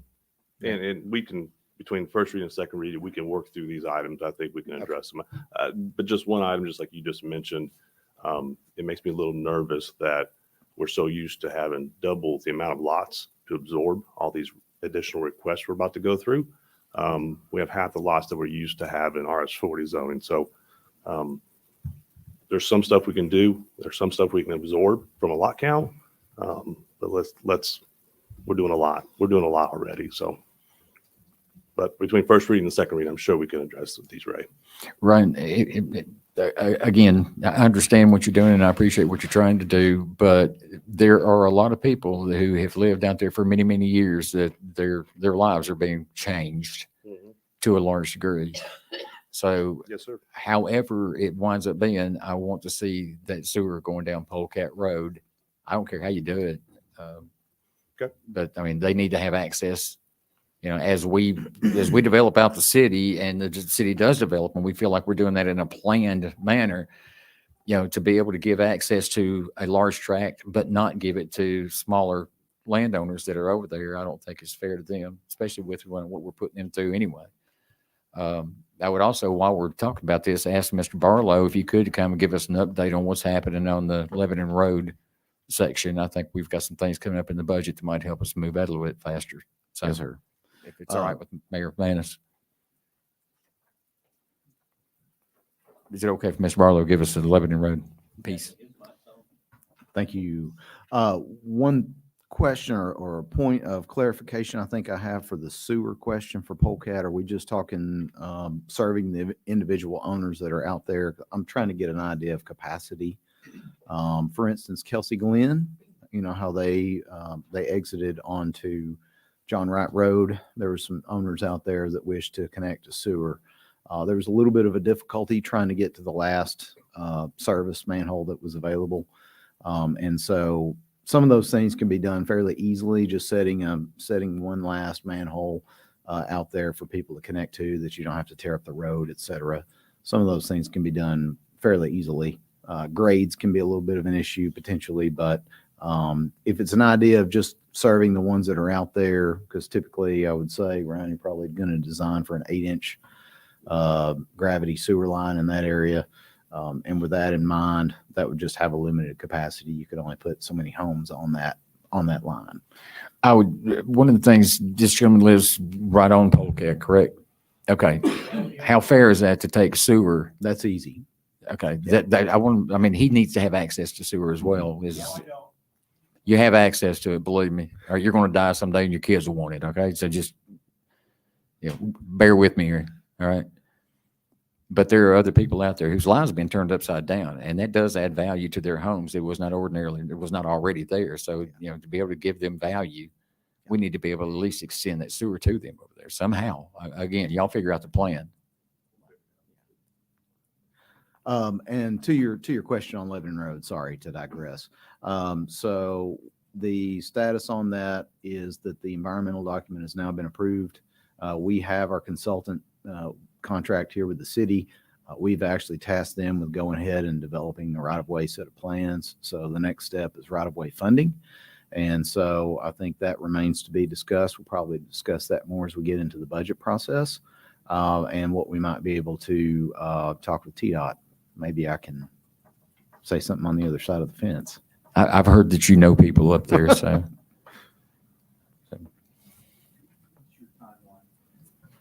Timeline for Lebanon Road. I'm sorry, Commissioner. Sorry. Yeah, get your mic on there. There you go. What's your timeline for widening Lebanon Road? It really depends on right-of-way funding. Once right-of-way funding can be in place from the state, for that, you're probably looking at about 3 years until you get to construction. So I think we at the city, we've done a good job of getting everything ready for it. Now the next step is just obtaining the funding on right-of-way. You say right away is going to take how many years? About 3 years. Okay. And then the construction? It's probably going to be I'd say a 2 year to probably 24 to 30 month construction timeline. So about 5, 6 years. Probably about that timeline. That's completion. How much is that as contingent on TDOT doing anything? All of it. Funding. Yeah. All of it? Okay. Sorry. Did you have anything else? I just had some comments. Yeah. Sure. Commissioner Justice. The section of road that has to be developed that is going to be the hardcore portion of that is actually Bender's Ferry Road, and then ultimately Golden Bear on the other side. For the most part, the people who are going out Bender's Ferry Road that are going to Nashville are going to be going to the interstate, and that section of road will take them to the interstate down Golden Bear, ultimately to Beckwith Road interchange, the Golden Bear interchange. So whatever happens on Lebanon Road, I'm trying to be as nice as I can. That is a section of road that is completely out of our control. The funding, however, for the right of way can be expedited somewhat by us putting some money into that. And I don't think I would be out of line, since we put $25 million, or we're talking about doing $25 million into an interchange, that it would be out of line that we spend some money on the TDOT project that is Lebanon Road that I've been begging for since 2017. So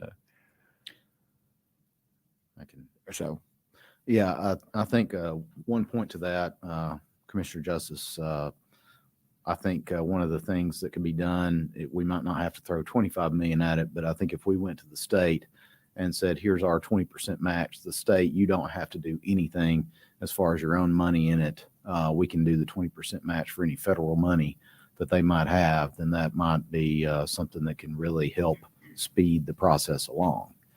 The other thing is making sure from the state elected official level, making sure that they're on board.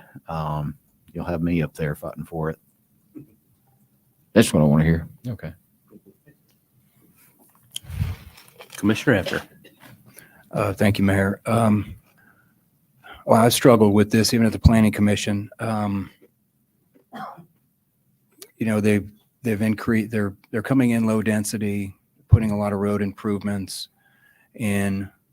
I'm sure it's going to be a great community. But I cannot lose sight of the fact that Lebanon Road is as congested as it is today. I've got to be pretty consistent. The same developer came in last month with a project that I did not support because of the roads that would be impacted by the 600 plus residents that they're putting in there. And for the same reason, I can't support this, especially when we don't have a clear direction of when Lebanon Road is going to. I hear 5 years, but I hear that, but let's wait 5 years and then come back with this PUD in 5 years and vote on it then. Right now, it's just a lot of speculation, in my opinion. I hope it is 5 years, but to me, there's too much congestion on Lebanon Road. There's not a clear plan. We're talking about putting money, throwing more money at road projects and TDOT. When is that going to end? When the money's out? Are we gonna bankrupt the city, throwing money at TDOT to get them to build our roads? We can't keep doing that. It goes back to my original concern. We need a master transportation plan that incorporates the projects and the PUDs in quadrants around this city. It seems like we're just kind of winging things up here. And I know we're not, but it just, from my seat, it feels like we're passing these things and we're not taking into account any clear direction on when these roads are going to be completed. And to me, we're just piling on, making matters worse. So until I get some clear direction, or we have a comprehensive transportation plan to address many roads in Mount Juliet that are congested, not just Lebanon Road, but East Division, West Division, Old Lebanon Dirt. We've got lots of roads. What's the priority? Do we have a priority? Where's the funding? We don't have no plan. We're basing it off of projects when they come in. So to me, we need a more comprehensive plan going forward. And right now we don't have one, so I can't support it. Yeah, I guess my question about the conditions are, speaking of Polecat Road and sewer being there, I guess my concern would be, why wouldn't whoever develops Polecat Road drag the sewer out there at their expense like this development's doing? That's one thought on it. But the other thing is well, I'll speak to Lebanon Road first. We've gotten everything approved for as these environmental studies. That's finally been accepted for the study. Fortunately, I think has already been pointed out, there's no funding this year in the budget. I think the studies finished. The studies were completed are accepted, maybe is the better way to say it, accepted by the state after the money had been allocated for this year's budget. So perhaps next year we'll get the funding for our TDOT. We'll the state will release the funding to TDOT for that section. But other than that, as has already been illustrated, we don't know what the time frame is on that. 2 to 3 years probably for right away, and then construction after that. The development, love the development. It's just for me, it's the wrong place for the development. I can't support it from the standpoint of just the cost to the taxpayers for this, to subsidize so many portions of it, to extend services out,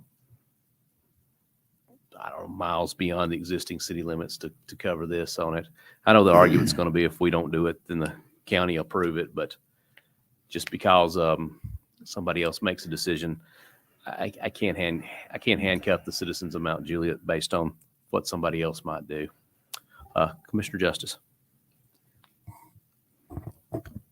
I can and have every intention of it, voting for this in support of it, because we are actually allowed to make traffic controls and traffic improvements, or actually ask them to do it. We're not responsible for doing it.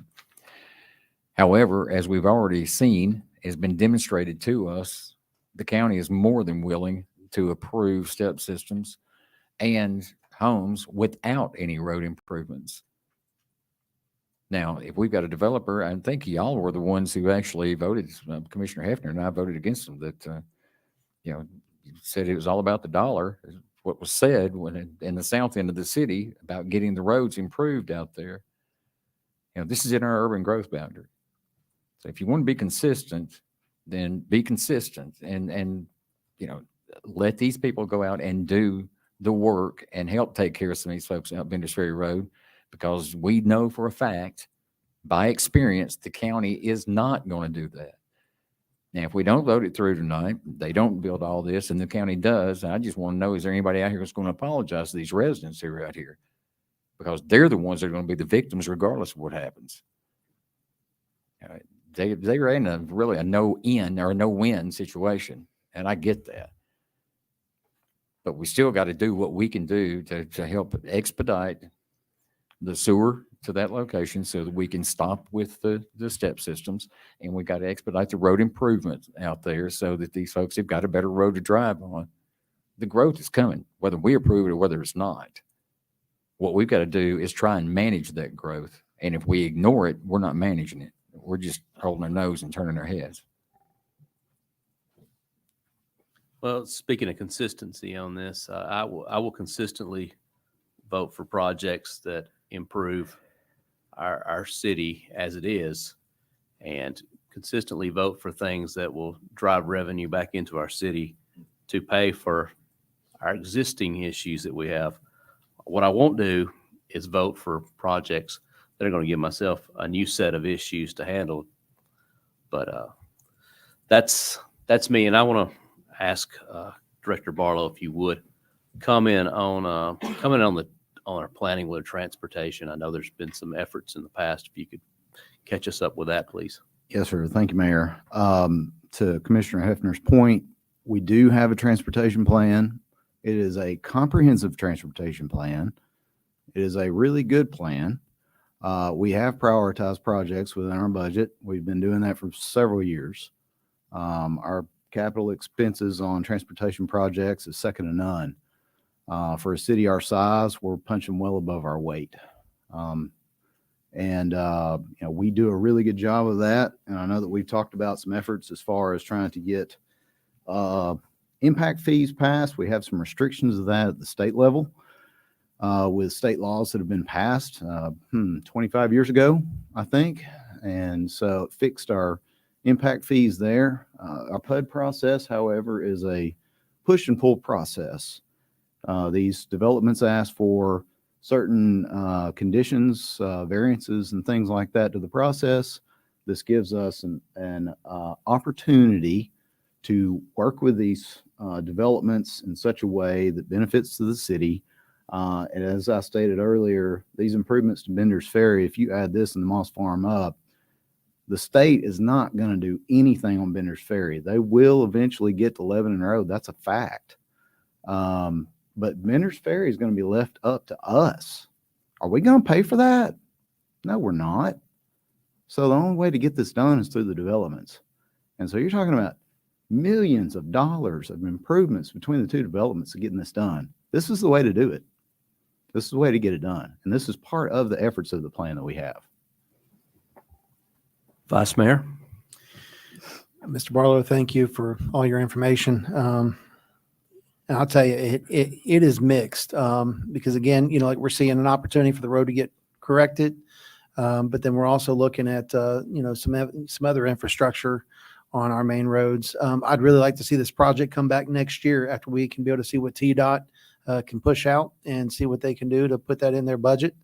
Hopefully we've got some good support up there coming up. So, but that's just one thing that I would really like to see. So, as I tell everybody, you know, as folks own their land, you know, they have every right to do what's legally allowed to do on their land, you know, right? That's the whole purpose of owning your land.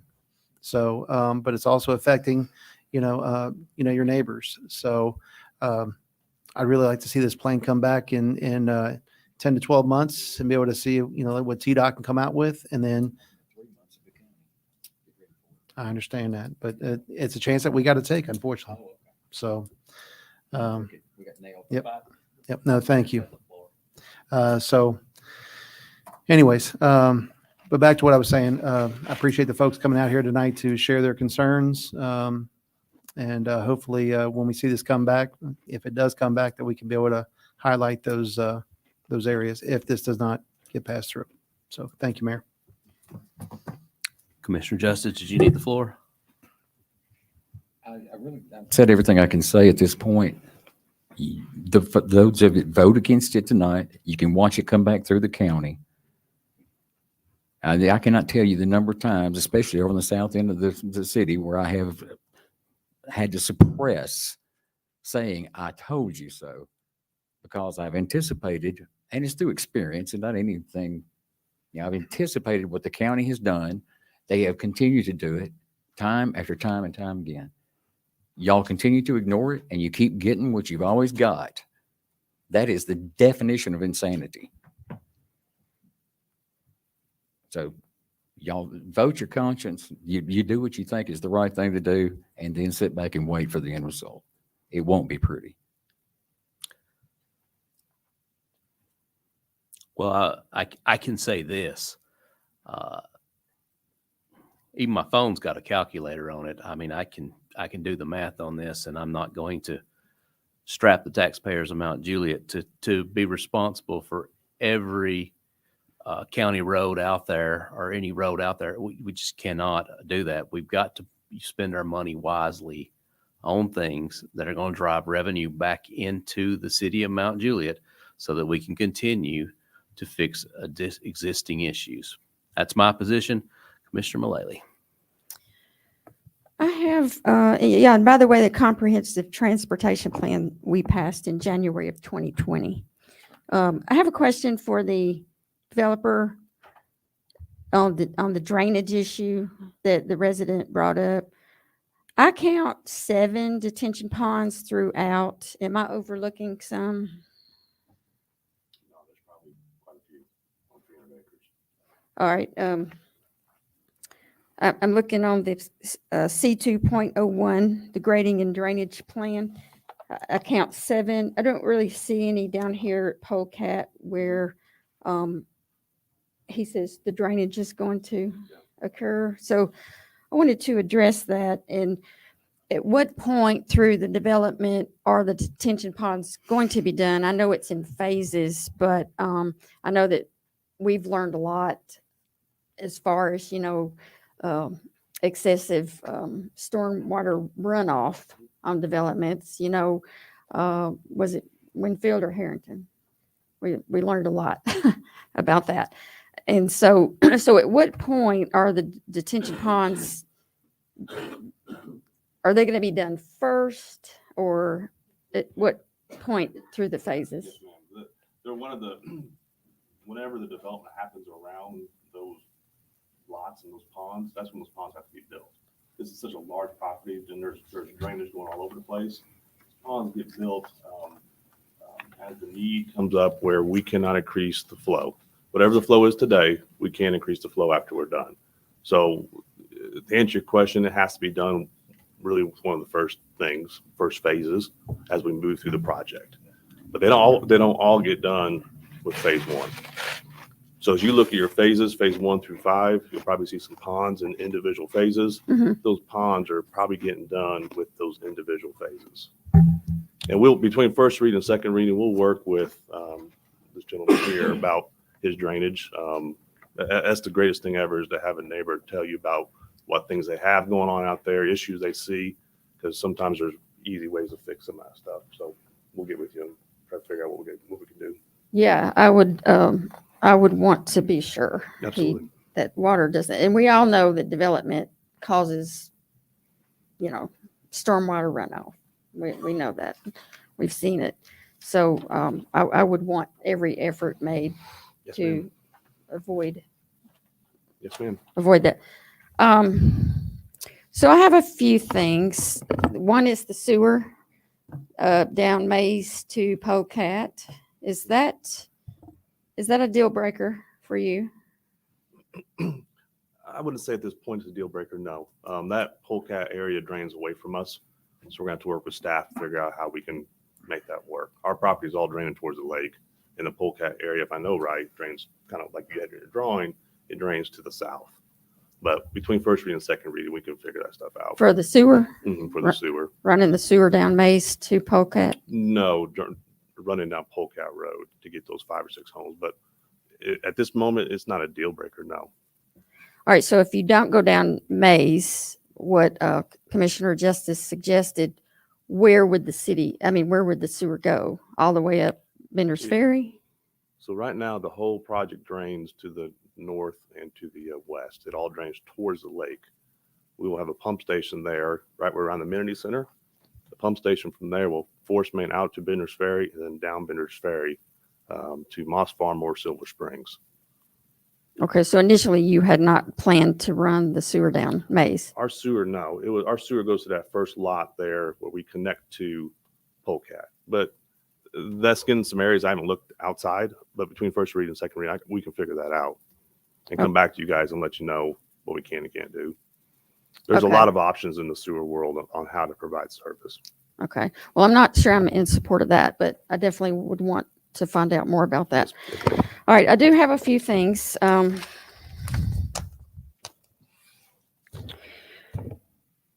And also, I also have a question on 10.1 and 10.2. I know that at planning, the condition was put on there if the rezone and the PMDP didn't pass, that the land use reverts back. Does that, since that was a negative recommendation, does that still stand for land use?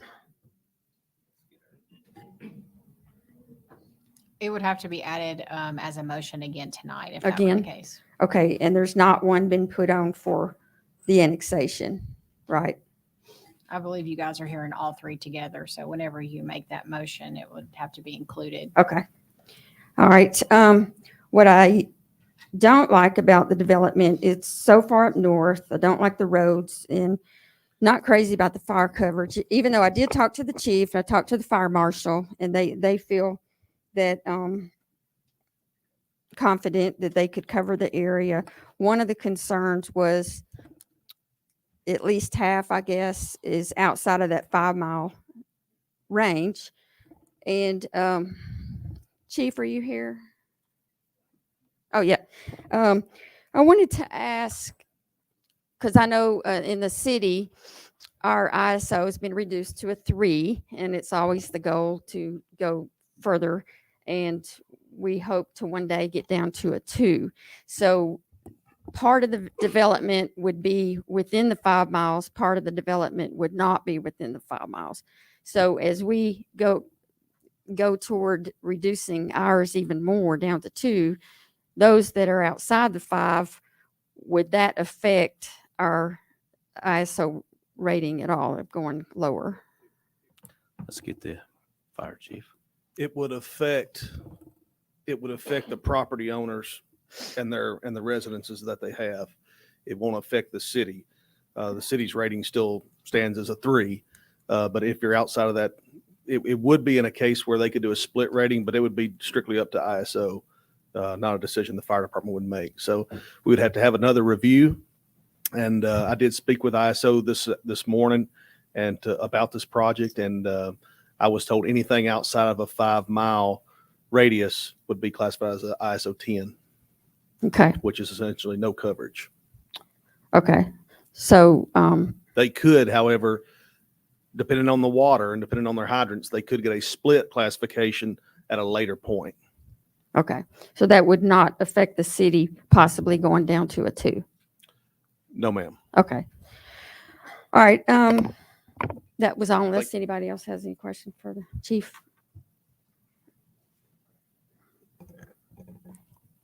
Vice Mayor.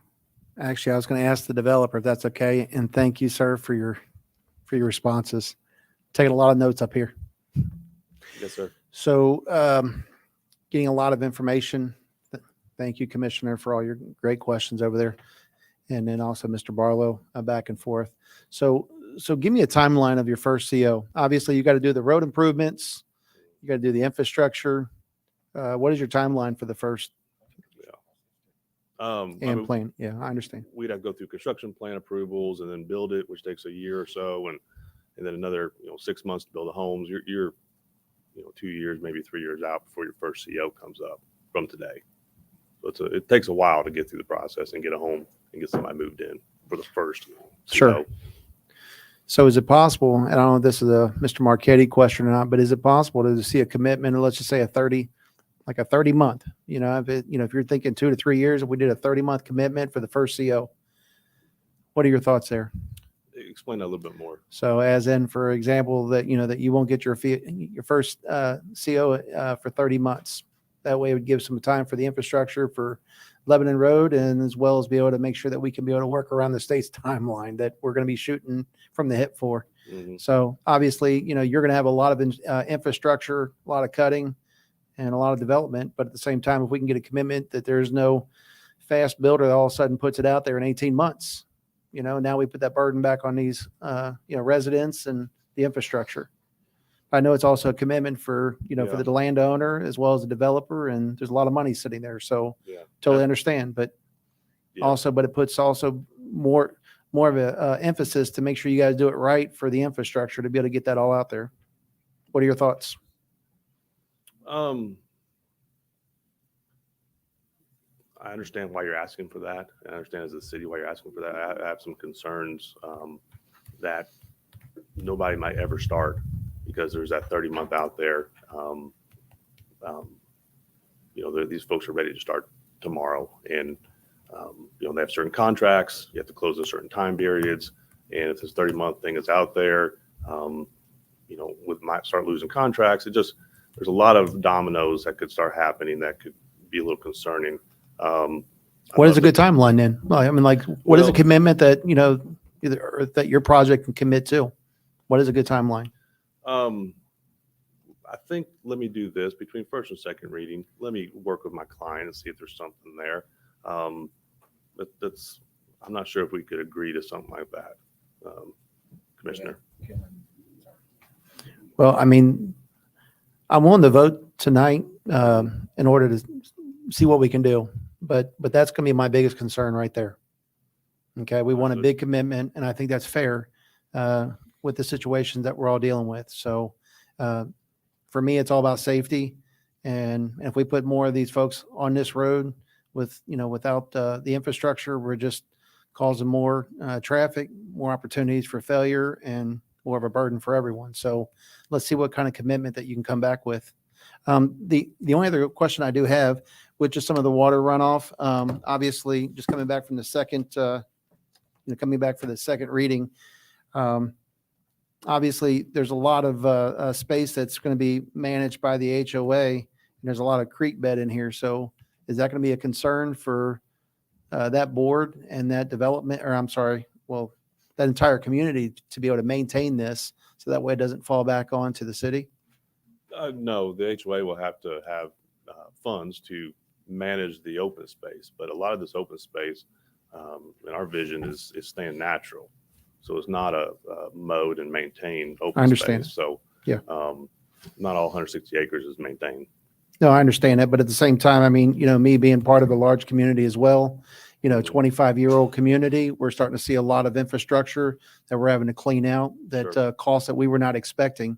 And those are hitting well over 50% of our budget. So that's really putting a burden out there for an aging community that's only 25 years old. So what is that going to do for a community that has double the size of common space? We've only got 26 acres. So I could really see how this is going to be able to hit, especially if you're going to leave a lot of it as in green space. What are the uncertainties that you guys are going to be overlooking? So that's a concern of mine. Okay.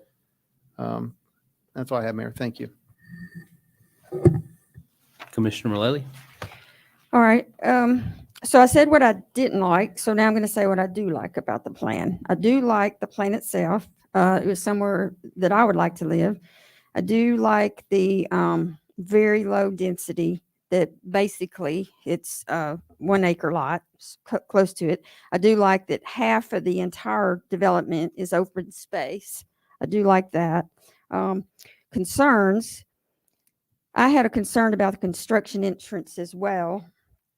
So I agree with Commissioner Justice that the construction entrance should be on Polecat. I think the more construction vehicular traffic further north of Mays, the better. I don't see anything in the plans as far as street lighting. So I do have concerns that there's not really any street lighting, which would be at the access point, Mays and Liberty intersection, as well as Polecat. I would like to see Polecat have a full access with no gate. The construction entrance be on Polecat. The Bender's Ferry, which has already been stated, you could do that, widen from the Moss property up to Mays and Liberty, the intersection. I would like to see turn lanes, a northbound right turn lane onto Mays, and on Mays southbound a left turn lane. I would like to see that. I would like to see some kind of flashing lights, maybe two, a northbound and a southbound, maybe prior to the intersection at Mays. And I know that if you do a pole on each corner, that's 4 poles, probably you would have to get some kind of right of way or easement or whatever with the flashing light across. So it may be cheaper if you've seen those flashing lights on the pole, like slow, flash, maybe there northbound south of the intersection, and maybe one on the other side south, something to help. Okay. Help with that. And then some kind of construction signage, which of course, when this built out, that would be removed, but letting people know that there's construction traffic. Let's see. The question is, are they going to build in the county? To me, there's 3 others going on around there, 3 other developments in the county. No road improvements are coming. You got the step system going on. To me, it's going to build either way, whether it's in the city or the county. And if it gets approved in the county is not going to wait on the infrastructure for TDOT. They're just not. To me, the advantages of building in the city would be the blasting controls that Commissioner Hefner is real good about, which the developers so far have agreed to, and which y'all have agreed to. I don't know of any blasting restrictions that they put on in the county. You get no road improvements in the county. You get no sewer. You get the step system. We also put limits on rentals when you build in the city. We can do that. As far as I know, in the county, that does not happen. I've never heard of any. So that would be a concern, that, rentals would be unlimited there. You could end up having a rental community. I don't know. I've never heard of any limits that the county puts on. And one big advantage is that this development would be issued no COs until the Moss road improvements all the way down to Lebanon Road are complete. You're not going to get this in the county. So that was a condition that was put on at the Planning Commission. So to me, this is another hard decision.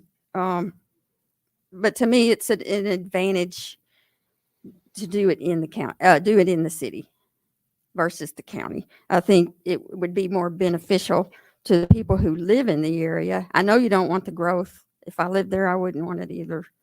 But we're faced with a decision, and I think the advantages of having it in the city would benefit those around that live around there.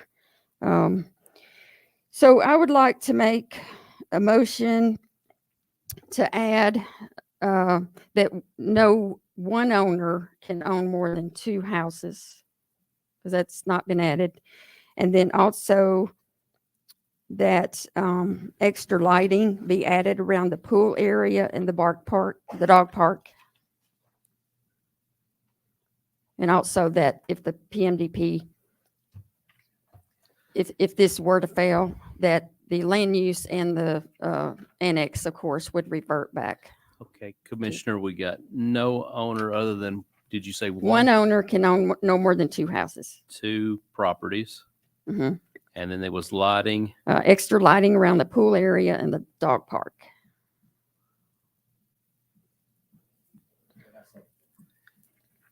And then if this were to fail, that the land use and the annex would revert back.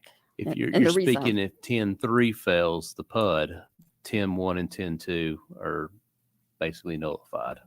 Right. Okay. So that was my question earlier. If what was passed at the planning would still stand. Right, let me make sure I've got this right. No one can own any more than 2 properties. There's a restriction for rentals.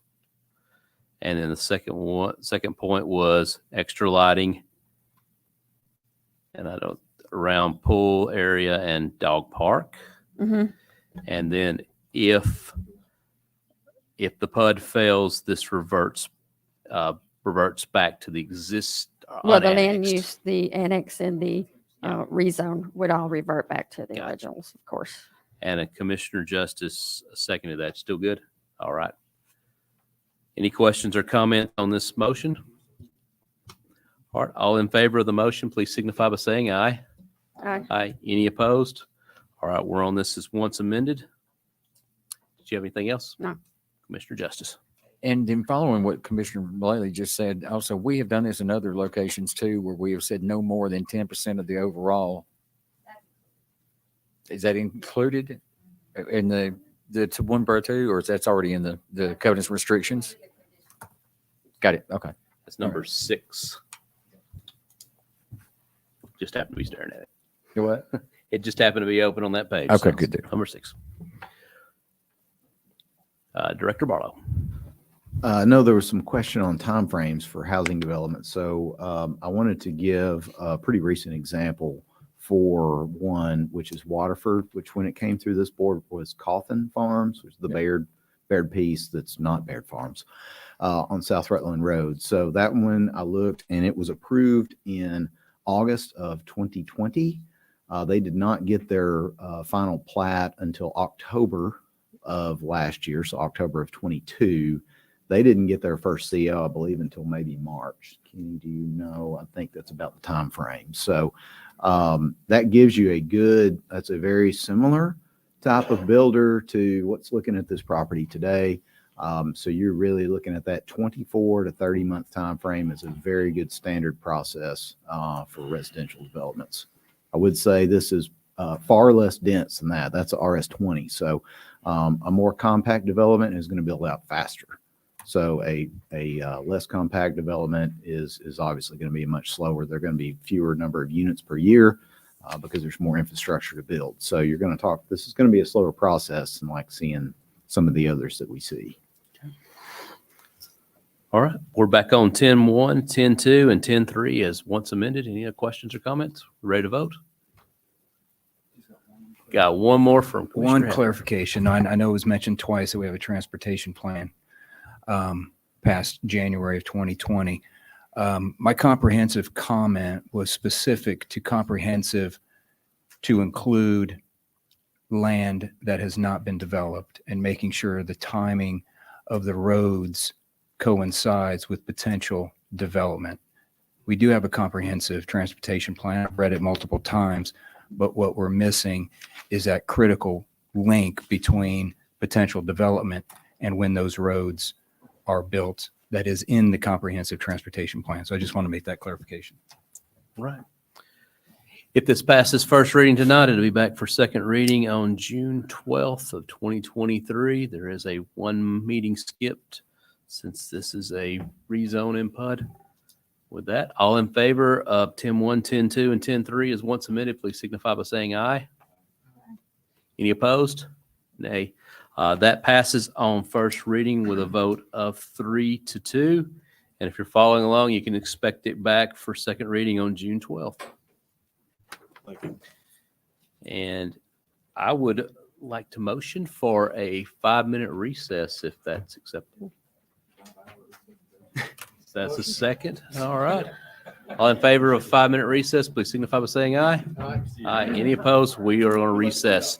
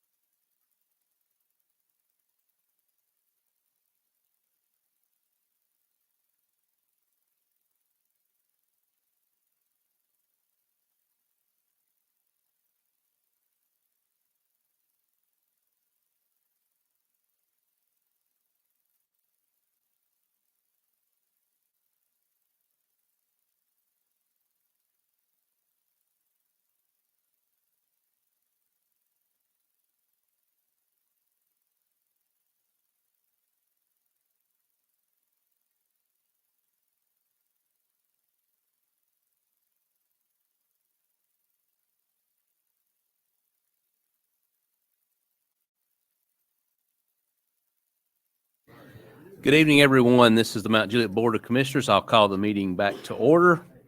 And we're on the next item, which is 10-4, an ordinance to amend Part B of the Unified Development Code of the City of Mount Juliet, Tennessee, known as the Zoning Regulations Ordinance 2001-29, adopted October 8th, 2001, as amended by amending Article 8, Overlay Districts, Section 8, 2014, Relationship to Plan Unit Development Regulations, to general zoning subdivisions or other regulations, variations on equal satisfaction of public proposals, and Section 8, 2073, minimum lot size, active adult senior lifestyle 55 plus communities.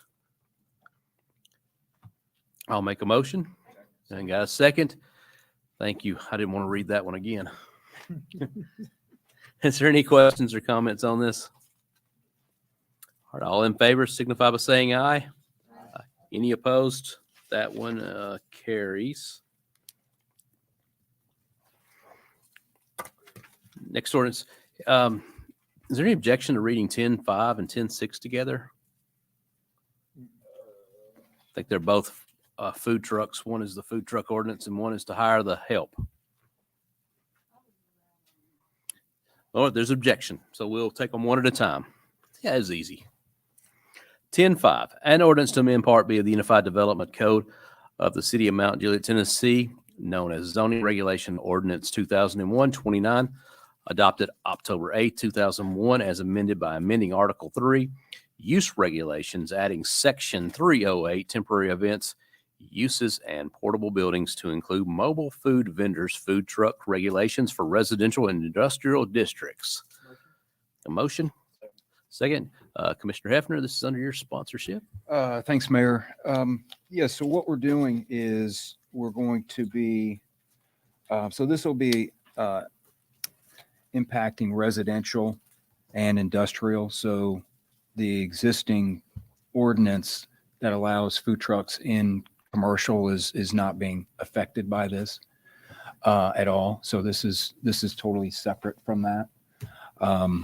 There are some pretty, and I'm sure everybody's read through this packet, but there's some pretty heavy restrictions that we're placing on the residential portion of this. And what it's not allowing, which might be the easier way to describe this, it's not allowing food trucks to just randomly enter into neighborhoods and pull up in cul-de-sacs and park and start selling food. That's not what this is. This is highly restricted, which requires dedicated private property parking, also allows for, also addresses restrooms, bathrooms.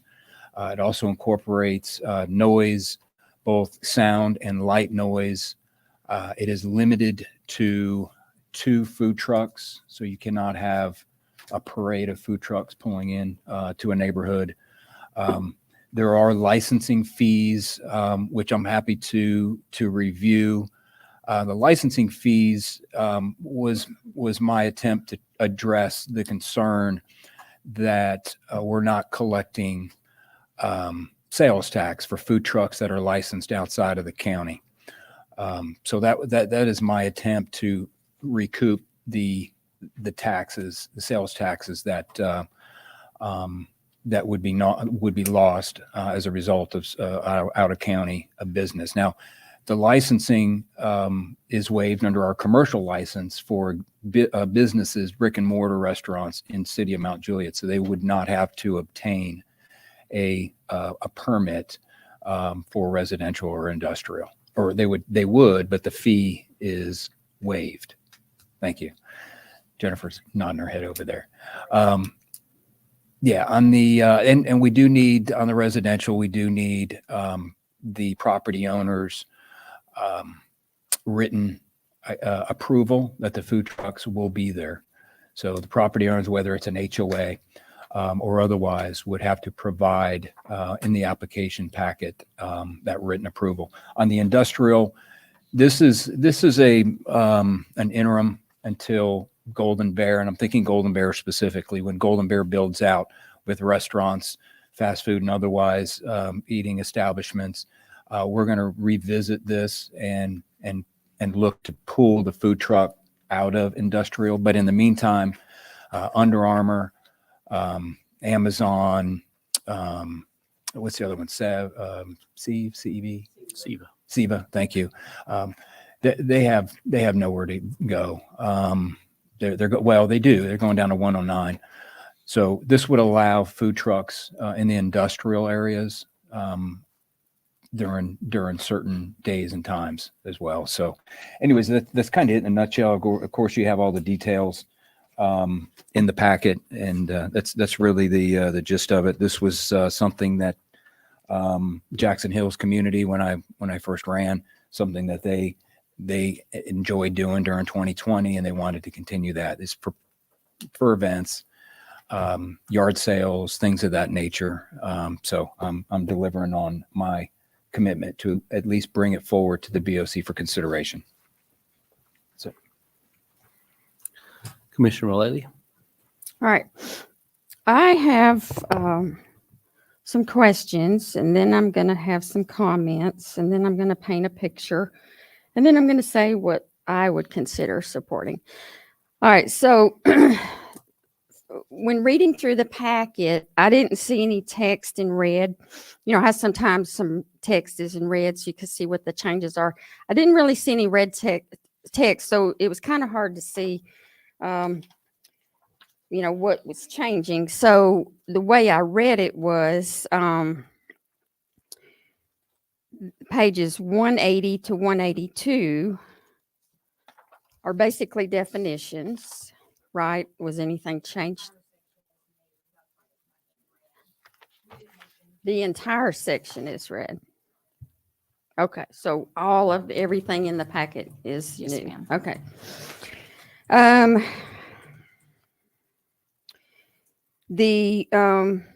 181, there's 3 different definitions, and they're all different. There's a definition for canteen trucks, there's a definition for food trucks, and there's a definition for ice cream trucks. And on page 182 at the top, under mobile food service vehicle, all 3 of these are listed, but then it also says an attached motorized to a portable unit that is attached to a motorized vehicle. So I guess I'm confused on why these 3 have their own definitions, but yet they're included on here. Is this saying that if these vehicles, whether it be a food truck, canteen truck, or ice cream truck, have a trailer, is that what that's saying? Well, mobile food vendors are used several times within the actual ordinance. And so they are just covered by, like, that's just their general statement sometimes. And then it goes in to break out what a canteen truck is. So that's your prepackaged food. For instance, if I made hot dogs at a different location and I brought them for sale at Amazon, that's a canteen truck. A food truck is where you prepare the food on site in the actual truck. And then, of course, we all know what an ice cream truck is. Okay, so, but it says includes any portable unit that is attached to a motorized vehicle. Is that referencing a trailer? Under mobile food, or just under mobile vendor or mobile food service? Mobile food service vehicle. It's a food truck, canteen truck, or ice cream truck, and includes any portable unit that is attached to a motorized vehicle and intended for use in the operation of a food truck, canteen truck, or an ice cream truck. I believe it's just adding that definition under that broad statement. So if it is referenced in the ordinance, it's covered that it is one of those 3 things, that it could be one of those 3 things. Okay. All right. Reading through all this, I didn't see any mention about whether we're only going to allow canteen trucks, food trucks, or ice cream trucks from Wilson County businesses, or allow them in from other counties. I didn't see that in there anywhere. I also didn't see, well, of course, as already mentioned, we get no sales tax revenue from these vehicles.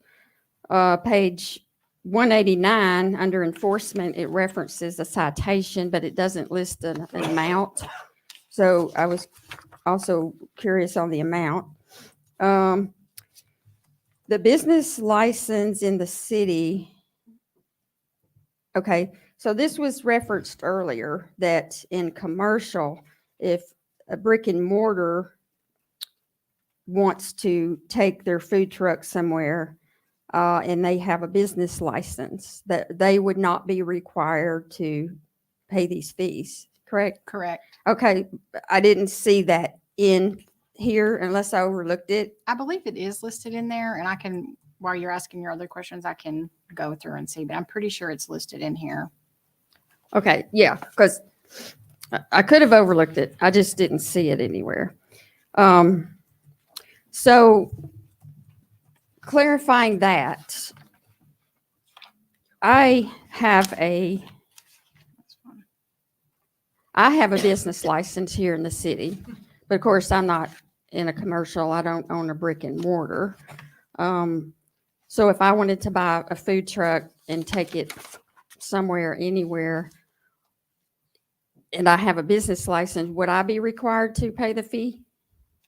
If you had a separate business from your original business, you would need to have a business license for your secondary business. So if you were a bookkeeper, we're not going to let you sell food under your bookkeeper license. Right. Miss Dana's here and you can confirm or go over that. But I believe it would need to be specific to your food truck Okay. business, your business license. All right. As I read through this, and correct me if I'm wrong, the way I see it is this is a wide open door. And Commissioner Hefner mentioned that there was extensive limitations. I don't see them. I see this as a wide open door. I think it has few limitations. I think it's overkill, and I think there's reasons for concern. Our job as a city is to protect our brick and mortars. That's our bread and butter.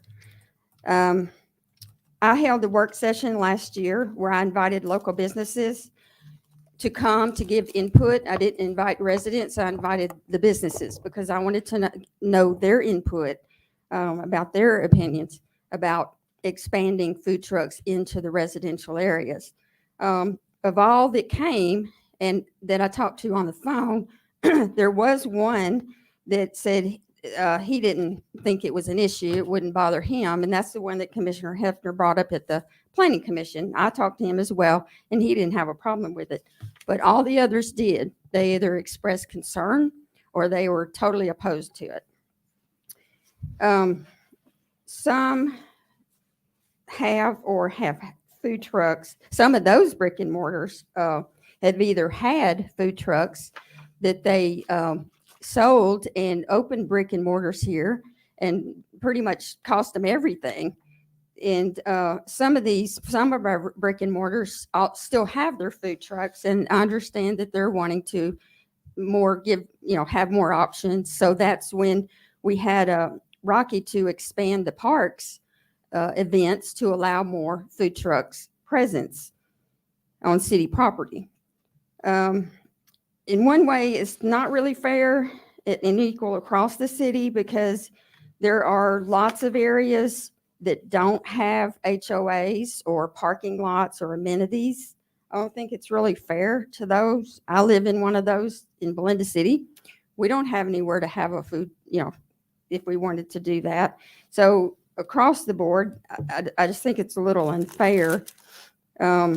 And I think this caters to those with HOAs and amenities. And if I'm at my 5 minutes, let me know. We can circle back around. We are having to hire a new person for this. And I'm not even sure, which is next on the agenda. I'm not even sure if one person is enough. Because to me, again, this is a wide open door. And this person also would get a vehicle. It's just, to me, going to cost the city more money, and it just expands city government. Okay, so do you want to circle back around now? Because I'm not done. Well, I would offer one thing I asked the attorney about on this. When it comes to city taxes and stuff being collected was a tiered approach to the billing. If you have a business license inside the city already, but the brick and mortar, a different rate. If you're licensed in the county, a different rate. And this is to offset the differences between the taxes that are collected in the city versus county, the county. And then if you're out of the county, a third rate. So try to protect it from that side, but there's a lot here to consider. Yeah, anyone else need the floor? Mr. Justice.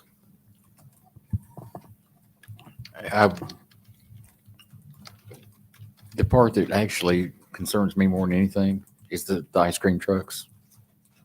I'm seriously just amazed that we're regulating ice cream trucks in our city, and it just the others. I understand the regulation involved in them, but there's a certain piece of Mayberry that you think about when you're thinking about an ice cream truck with that nasty little noise coming off the top of it and coming down into your subdivision. Yeah. And you hear it, and the kids break their necks falling down the steps trying to get out there with their $2 to get it. And we're really going to worry about that. That's just a little amazing. And I think it's, once again, government. I'm not a fan. Don't like it. I think government needs to stay out of it to a large degree. We're talking about a $300 per day fee. I understand also that, I would imagine probably an ice cream truck isn't going to make $300 in a year in taxes. The fees to me are things that offset the cost. So let's figure out what the costs are, and then let's figure out what the fee would go to offset that particular cost. If there's a way of doing that, then I would say let's just jump all over this. And I have a serious problem, as you said, as well, that the bricks and mortar have got a large investment that they put into their businesses, and I don't want to encroach on that. So I understand your reticence and your hesitance involved in stopping that. But again, these folks have got a pretty sizable investment also into their food trucks. We probably need to take that into consideration. So I'm not sure that, Commissioner Hefner, I do applaud your effort in moving this to the point where we can talk about it. But there are certain parts of this that I have a problem with, and mainly because it's like it's a penalty to a food truck to come into the city of Mount Juliet. I don't think that's what we're trying to accomplish. I'm not real sure I can vote on it as it is right now. So if somebody wants to bring something else here, for God's sakes, let's leave the ice cream trucks alone. All right.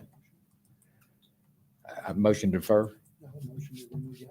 No, because as it stands right now, without this, the ice cream trucks aren't allowed in Mount Juliet. How ridiculous is that? It's the fun of zoning. Are you anything else? I'll recognize Commissioner Hefner. No. Mr. Hefner. Thanks, Mayor. I want to address a couple of comments. The neighborhoods, the HOAs, the private property. This is private property. That was intentional on my part because what I didn't want food trucks parking on the right of way and impeding potentially EMS vehicles, fire, police, ambulance. So that's why I wasn't targeting non-HOAs.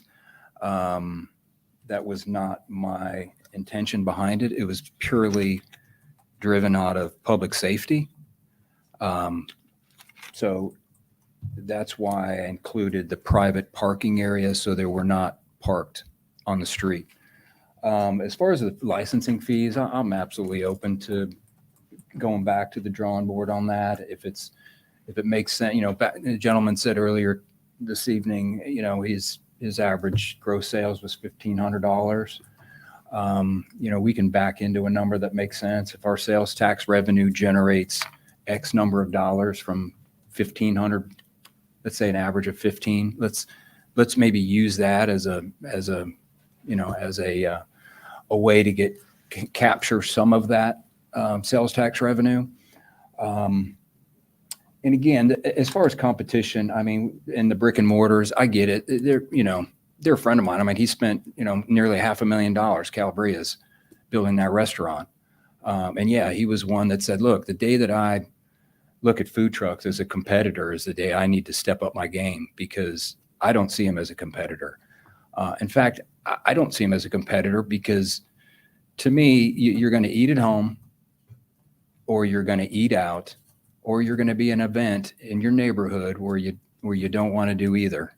So the time restrictions during the week start at 3 p.m. in the afternoon, so it doesn't compete with the lunch crowds calling in for Uber Eats. I see it as a totally separate event, where it's a little bit in the middle. I don't want to eat at home, and I don't want to drive down the road and sit in a restaurant. I'm at an event, I'm at a yard sale, I'm at whatever that event is, 4th of July celebration, and I want to be able to walk up to 1 or 2 trucks in my neighborhood on private property and order a cheeseburger, pay for it, and go on about my business.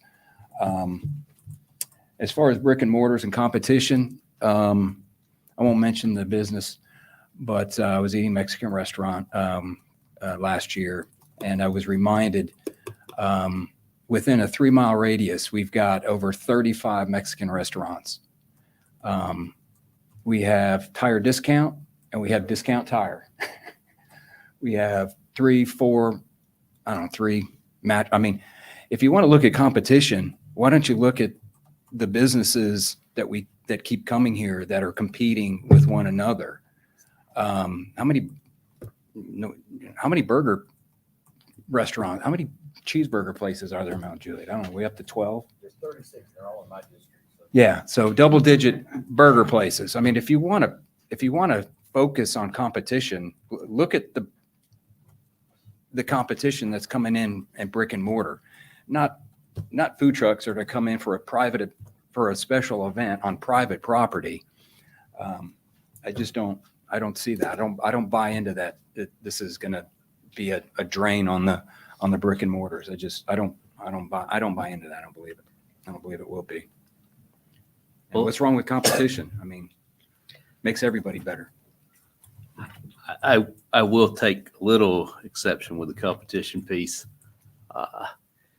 What we're doing here is we're creating a special circumstance for one business type only, and that is to circumvent zoning. Whereas your example of the tire places, we wouldn't allow somebody to go set up in a residential neighborhood to sell tires there. We're allowing 2 brick and mortars to compete against each other. We're adding a special circumstances to allow one type of service to be done where we wouldn't normally. That's why when we talked about this initially, my suggestion was just add all the food services into the residential that we have in commercial. That'll fix the problem, and we'll have a clean slate across the board, and everybody can compete. I thought that would be a fair solution. I don't think I would get 3 votes up here to do that, but I think that would be the fair thing to do on it. But all that aside, we're here ultimately to serve the citizens of Mount Juliet and try to get them what they want, what they desire, and we want to try to find an equitable way to do that. Now, I do have a question here for a planner. Since the Planning Commission, can you kind of highlight what changes got incorporated in this new one? I saw the hours that were changed in here, which was a great solution. I don't remember, maybe it was Luke or somebody or Chairman Winchester who suggested that one, but I thought that was a great solution to try to add some, because to that point, you can go out in the evenings and you go to Mount Juliet, you're going to be waiting somewhere to go eat. But at lunchtime, it's not quite the same way. You can walk in for lunch. So So his suggestion was just to try to limit those hours to the afternoon hours. What other ones got adopted in here? Well, you mentioned the hours. We added the regulation on the light emittance. We removed the yearly permit. We added a requirement for portable restrooms or permanent restrooms for public use. I believe that was it. We changed the industrial hours from 24 hours to available to all shifts, so it wouldn't get misinterpreted that they can sit out there for 24 hours. We did include that. Those were the main highlights, I believe, from Planning Commission. Is there one I missed? Overnight parking's already addressed in there. Yeah. Originally, it was already addressed in there. Can you, and I think I asked this at the Planning Commission, but just to confirm, if the Parks Department, if this passes like it is right now, if the Parks Department desires to bring in food trucks, is this going to supersede them in the intent that they have to come through for the permit first, or does the Parks Department still operate independently of this? The Parks Department has sole authority over events at That's the what park. I want to make sure that regardless of what we do here, we can still have the food trucks in the park. So, And if I could, just real quick, the commercial portion of our temporary event, same. They will still be subject to a $10 permit and all of the commercial event regulations.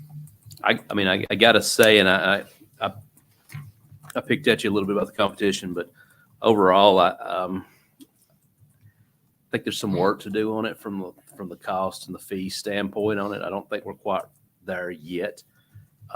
Saying all that, I don't have a suggestion here tonight for it, but I think it's going in the right direction. Commissioner Hefner. Sorry, I do want to add one to address your concern on changing the variables. Like to put that in the hands of our city manager if we need to change the variables, if this thing passes and it launches and we find that we maybe need to tighten something up, maybe it's the hours of operation or whatever those variables might be, that we give the city manager authority to make those changes so we don't have to wait for 2 readings, since this is an ordinance, to pass those. MPC, Planning Commission. Yeah, because it would, to the point, it would be a drawn out process to get there. Yes, ma'am. Thank you. I did include, and I have an additional wording for that. So it's G under amendments. The city manager has sole discretion to make changes to this ordinance. And then I'm going to put and suspend rules requirements on temporary basis if it is in benefit of public health, safety, and welfare, if that's okay with you guys and Gino. I copied that straight from Gino's email, so he should be good with it. Okay. Is that a motion? Yes, it is. I'll second. All right, we're on the item is Commissioner Justice. Okay, the way you put that, you said that the city manager has the sole discretion to change this as needed. That doesn't eliminate the commission from being able to change it, does it? Well, it says on a temporary basis, so on an emergency type of basis. It would ultimately come to you guys, I want to but make sure that on a temporary basis, he would have the authority. Yeah, King Yeah, I looked Kenny. at him and I love you, said- buddy, but I said, no. "You're welcome, Kenny." Commissioner Maylady's asking to be recognized. Virginia. All right. Was that a motion or? Yeah, there was a motion and a second for that. All right. Well, are we going to? If you want, we can vote on that, and Yeah, let's I'll vote get on you that, and back then- on the ordinances once amended. All in favor of the amendment as stated by our yes. I actually put that as G amendments. I mean, I would love to be able to make motions at this table, but Yeah. you gonna make that motion? No, Commissioner did? Hefner made Okay, the good. motion. I Okay, was good. just Sorry. trying to avoid having to reread it when I don't have a copy in front of me. Yes, thank you. Sorry. I'm doing minutes and presenting tonight, so I'm Commissioner, well, for the minutes, Commissioner Hefner made the motion and I seconded. Thank you. All right. All in favor of the motion, please, or the amendment, excuse me. All in favor of the amendment, please signify by saying aye. Aye. Any opposed? Nope. I'm for. Yeah. Okay. So we're back on the ordinances once amended. Commissioner Mullally. Okay. I'm going to paint you a picture, and this is in residential. A neighborhood, a subdivision has an amenity center with parking, with restrooms. They can have 2 canteen trucks to be there from 10 in the morning to 10 at night. They can have 2 food trucks to be there from 3 p.m. to 9 p.m. That's 4 vehicles. Then, and this is every day, any day, no limits. Now, picture that, and then picture this, and please correct me if I'm wrong. In the same neighborhood right there, directly across the street from the parking lot and the amenity center, is a resident on private property. He wants to have 2 ice cream trucks parked on his property, which requires no restrooms. There's no limit there or no requirement on restrooms. So they can walk across the street and go to the restroom. And so the 2 ice cream trucks on his property can be there from 11 in the morning to sunset the entire day. No? Is that not right? No, ma'am. If you wanted to have an ice cream truck at your house, it could be there for 24 hours a day, but you would have to have that as a catered event. So you would have to pay for that for all of those people to purchase. You would have already had to pre-purchase their food. That would be a catered event. As it stands So now. we would not allow an ice cream truck on private property selling to the public. All right. Well, the way I read 3B, number 3 under B, and then B under private property, an ice cream truck with a current mobile food vendor permit may operate on private property in any residential or industrial zone, subject to the following conditions. It does not mention bathrooms. Of course, the property owner would have to give permission. It does have a structure. It has a house, and the ice cream trucks could not block fire lanes or anything like that. And so the hours of operation is 11 a.m. in residential and industrial zone to sunset. I don't see any other restrictions on here. Commissioner, you see number 4 on there?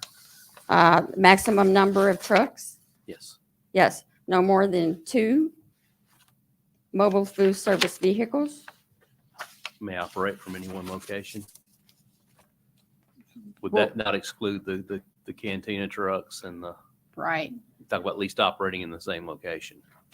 So Commissioner Mullally, where you're talking about the private property is like an amenity center or those types. So if you notice on all of the canteen trucks, food trucks, it talks about whether or not they can operate on private property or in the right of way.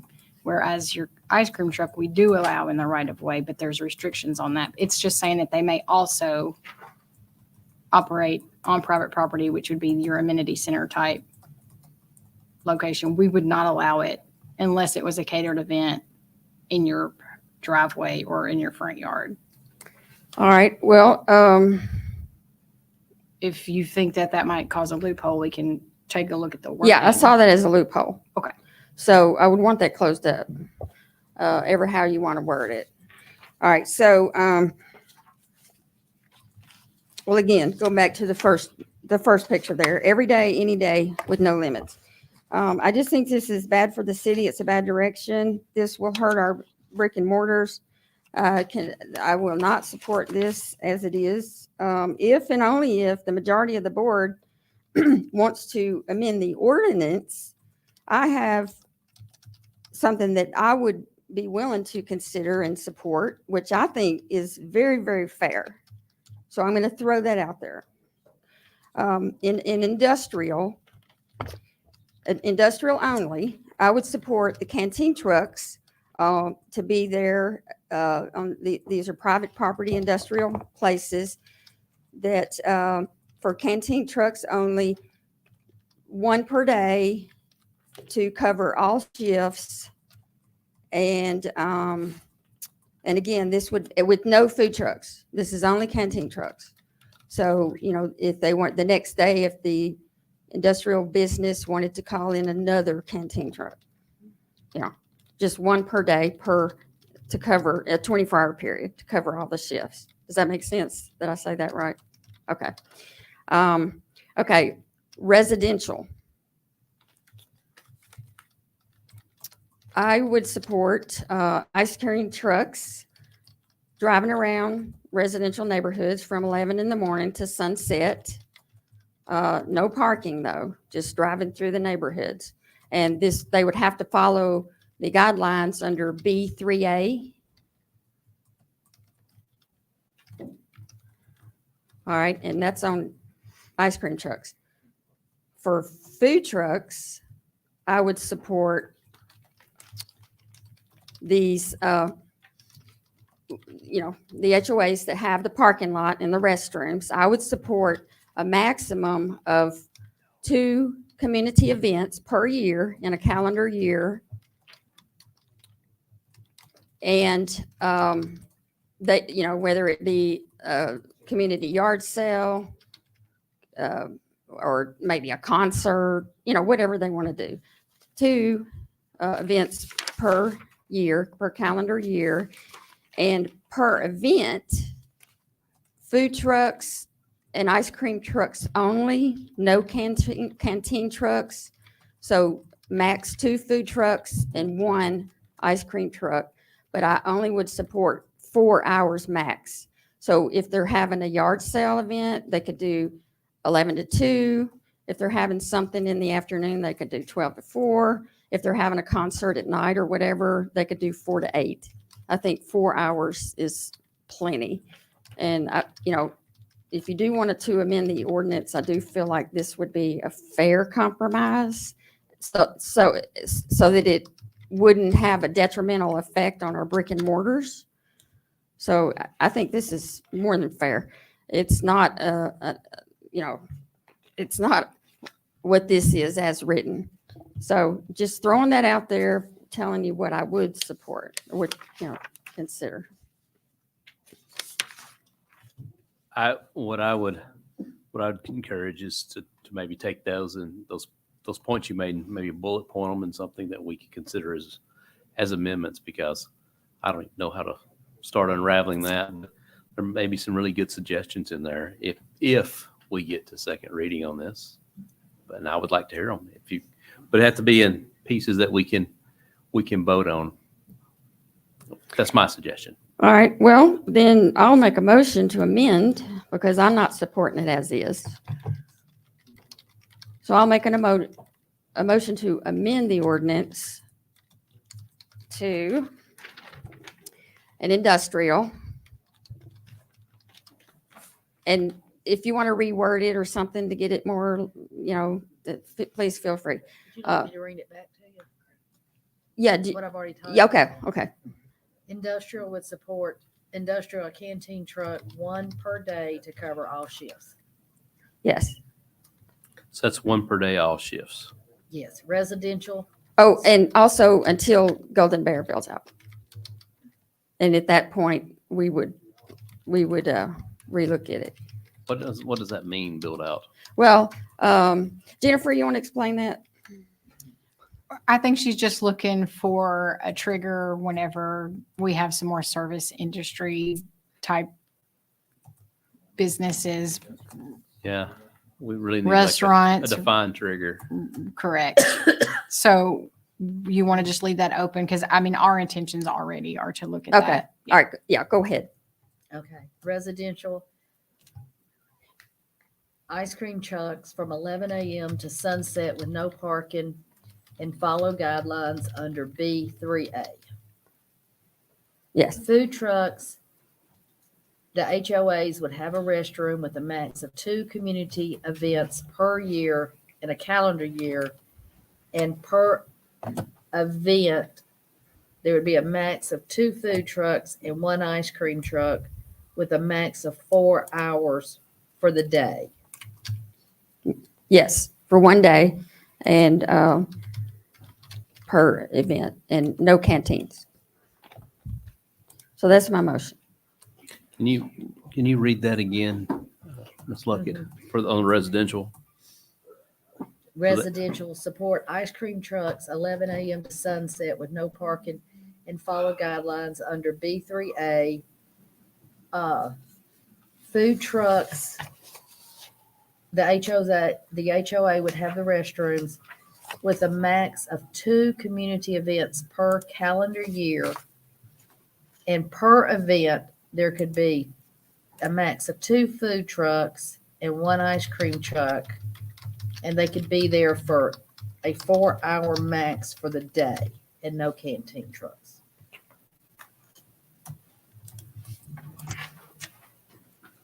So that's your motion? Mm-hmm. Is there a second on this motion? I'll second. All right, we have a motion and second. The item on here, the industrial canteen truck, 1 per day, all shifts, residential ice cream trucks, 11 to sunset, no parking, follow B3A, I believe is what I've written. That's what And I the wrote. food truck HOA, 2 events per year, 2 food trucks max at the event, I guess. Did I get that right? And 1 ice cream truck and no canteen trucks. Yes. All right, 1 ice cream truck. And no canteen trucks. And max 4 hours. Did you say that? I did not. At one day. Like if they have a 2-day event, you can only do it one day. But you have max 4 hours captured. Okay. All right, it's on the floor. The Vice Mayor? I just got a question. Okay, so 2 of these things on here. Obviously, if you got a large subdivision and they can't make it through there in 4 hours, then what? Are they going to go stop? And they're going to go, what's going to happen for that one? And also, what happens if they're in the neighborhood that day to go ahead and maybe sell, let's say, like an HOA event, and then they decide, okay, well, I'm already in the neighborhood. I might as well get and run through the neighborhood that nobody doesn't, that maybe didn't make it to the event. That's another loss of revenue for them. And then to go even one step further, you got summer events. So maybe you may have an HOA annual meeting. Then you got maybe a 4th of July. You may have an end of the year event. So now, that's 3 events for Hickory Hills. Willoughby Station, I know at least has 3 or 4. I'm just asking. I'm just trying to think Well, outside in the my box. opinion, I think this is a fair compromise that wouldn't be detrimental to our brick and mortars. I think, what Commissioner Hefner stated, that if the brick and mortars, because again, it's a totally different business.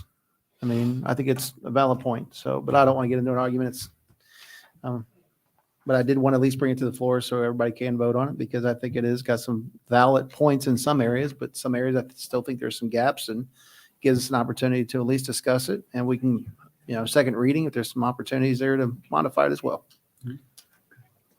That's all I have, Mayor. I'm going to ask City Planner. This is a 12-page ordinance here. Can you kind of compare and contrast and give us kind of a bullet point? I know I'm asking you to do it right off the hill here, but bullet point differences between what's in the ordinance versus what's in this amendment. Everything in this amendment is new. Correct. But I'm talking about the difference between the amendment and what's written in this ordinance. Oh, I got you. Sorry. Yeah, I'm sorry to ask you that too. All right. So the main thing that this does is it restricts food trucks to 2 events per year in residential.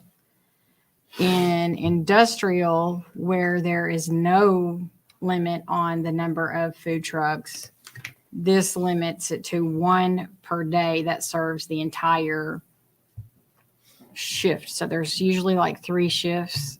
And so you will have 1 food truck out there per day. No, canteen only. No Canteen. food trucks. You have 1 canteen truck out there for a 24-hour period if they choose to stay there that long.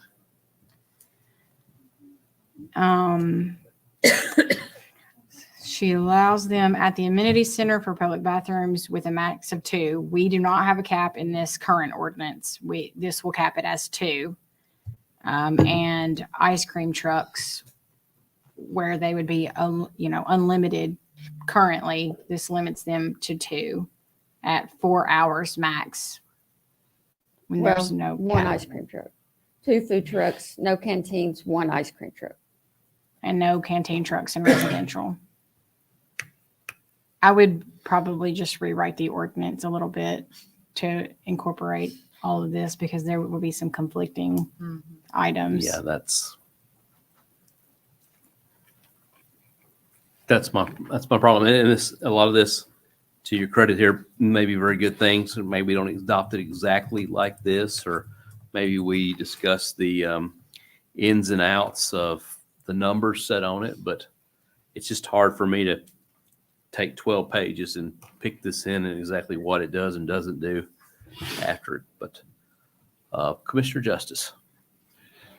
Have I told you all about the 4th of July celebration at Circle P Range?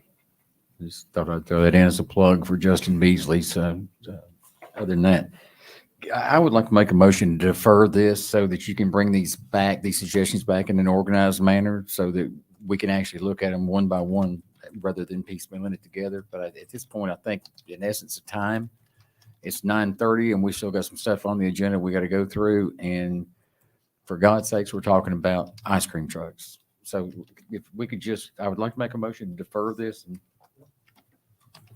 one meeting? Yes, sir. We have a motion to defer for one meeting. I'm not saying I disagree with what you're saying. I'm just saying this is just too much to put into this tonight. That's kind of how I feel. The same way. I second. Any questions or comments on the advisement of deferral? All right, all in favor of deferral for one meeting, please signify by saying aye. Aye. Aye. Any opposed? We are deferred on this item for one meeting.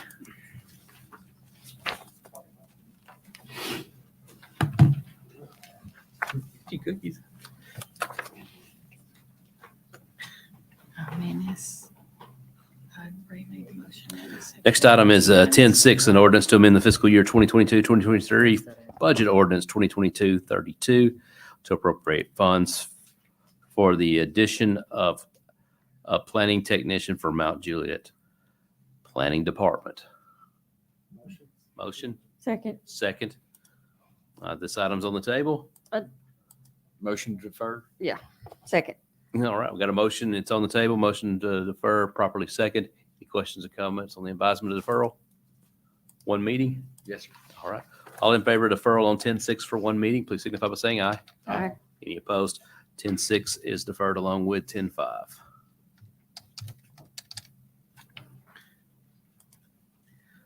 That completes our ordinances. So we have resolutions to land this plane here.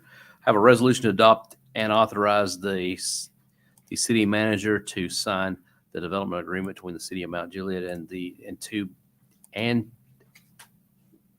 a to be formed joint venture between Mark Lineberry and Image One Company with the intention of a public-private partnership is to be developed a new downtown space with highly integrated city offices, city commission chambers, parking garage, retail office, and multifamily living. Motion Second. and a second. Commissioner Hefner, this is under your sponsorship. I recognize you, sir. Thank you. Just informed by Gino, he has not had an opportunity to review. I want to confirm that if that's the case, I'm going to ask for a deferral. Yeah, this went from a letter of intent, non-binding, to an honest to goodness development agreement for millions of dollars. So there's a lot that needs to be added to this. Yeah. So you're asking for a deferral for one meeting? One meeting? One meeting. All right. Is there a second on that? Second. All right, I have a second. Any questions or comments on the advisement of deferral? Just one quick note. Yes, If sir. the commission has any thoughts on the work session that was held earlier today, pros, cons, yays and nays, if you could get those to me as well, that would be helpful. All right. All in favor of deferral for one meeting, please signify by saying aye. Aye. Any opposed to deferral? We're deferred for one meeting.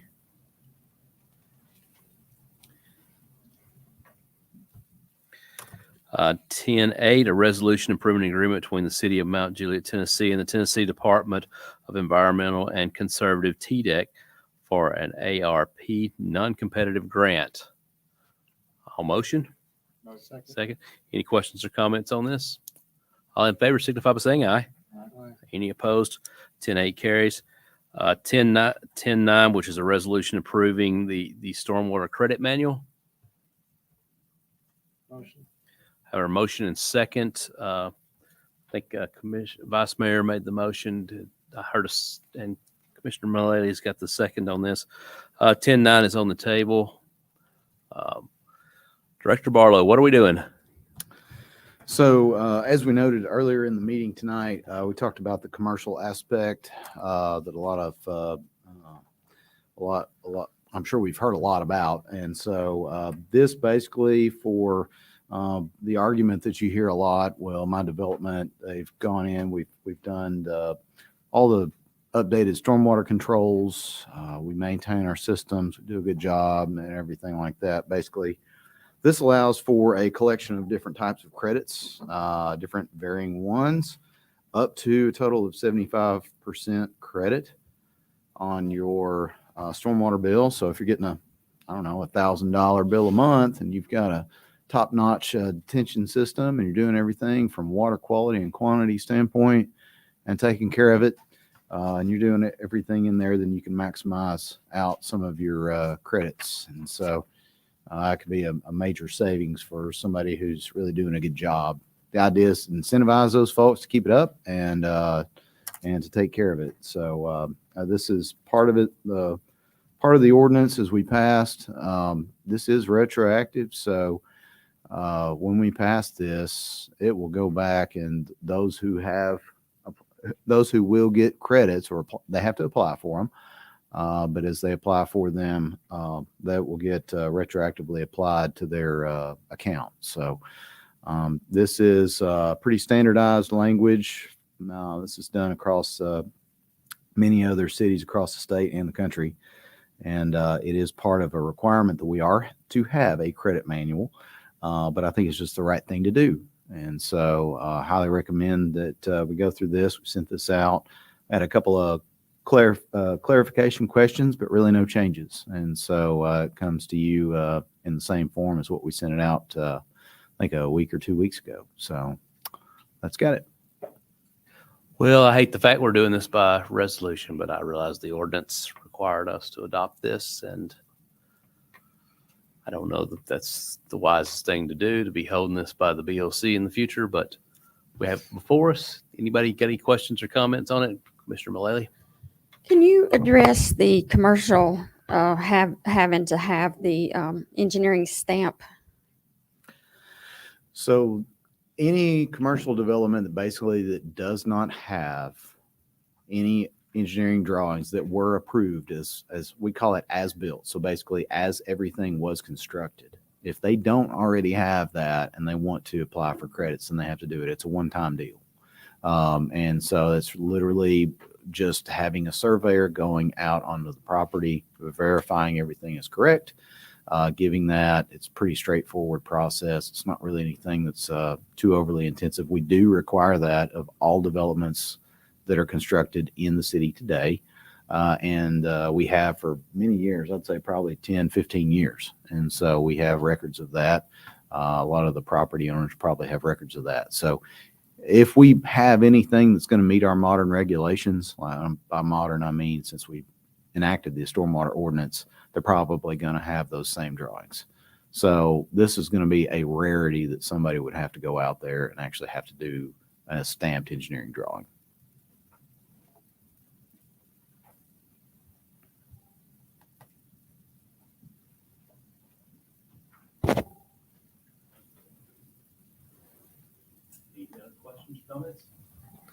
Not ready to vote? All in favor of the resolution as presented, please signify by saying aye. Aye. Any opposed? Well, 10-9 carries, and that completes our agenda for the evening. Last item is adjournment. Is there any objection to adjournment? Hearing no objection, we are adjourned.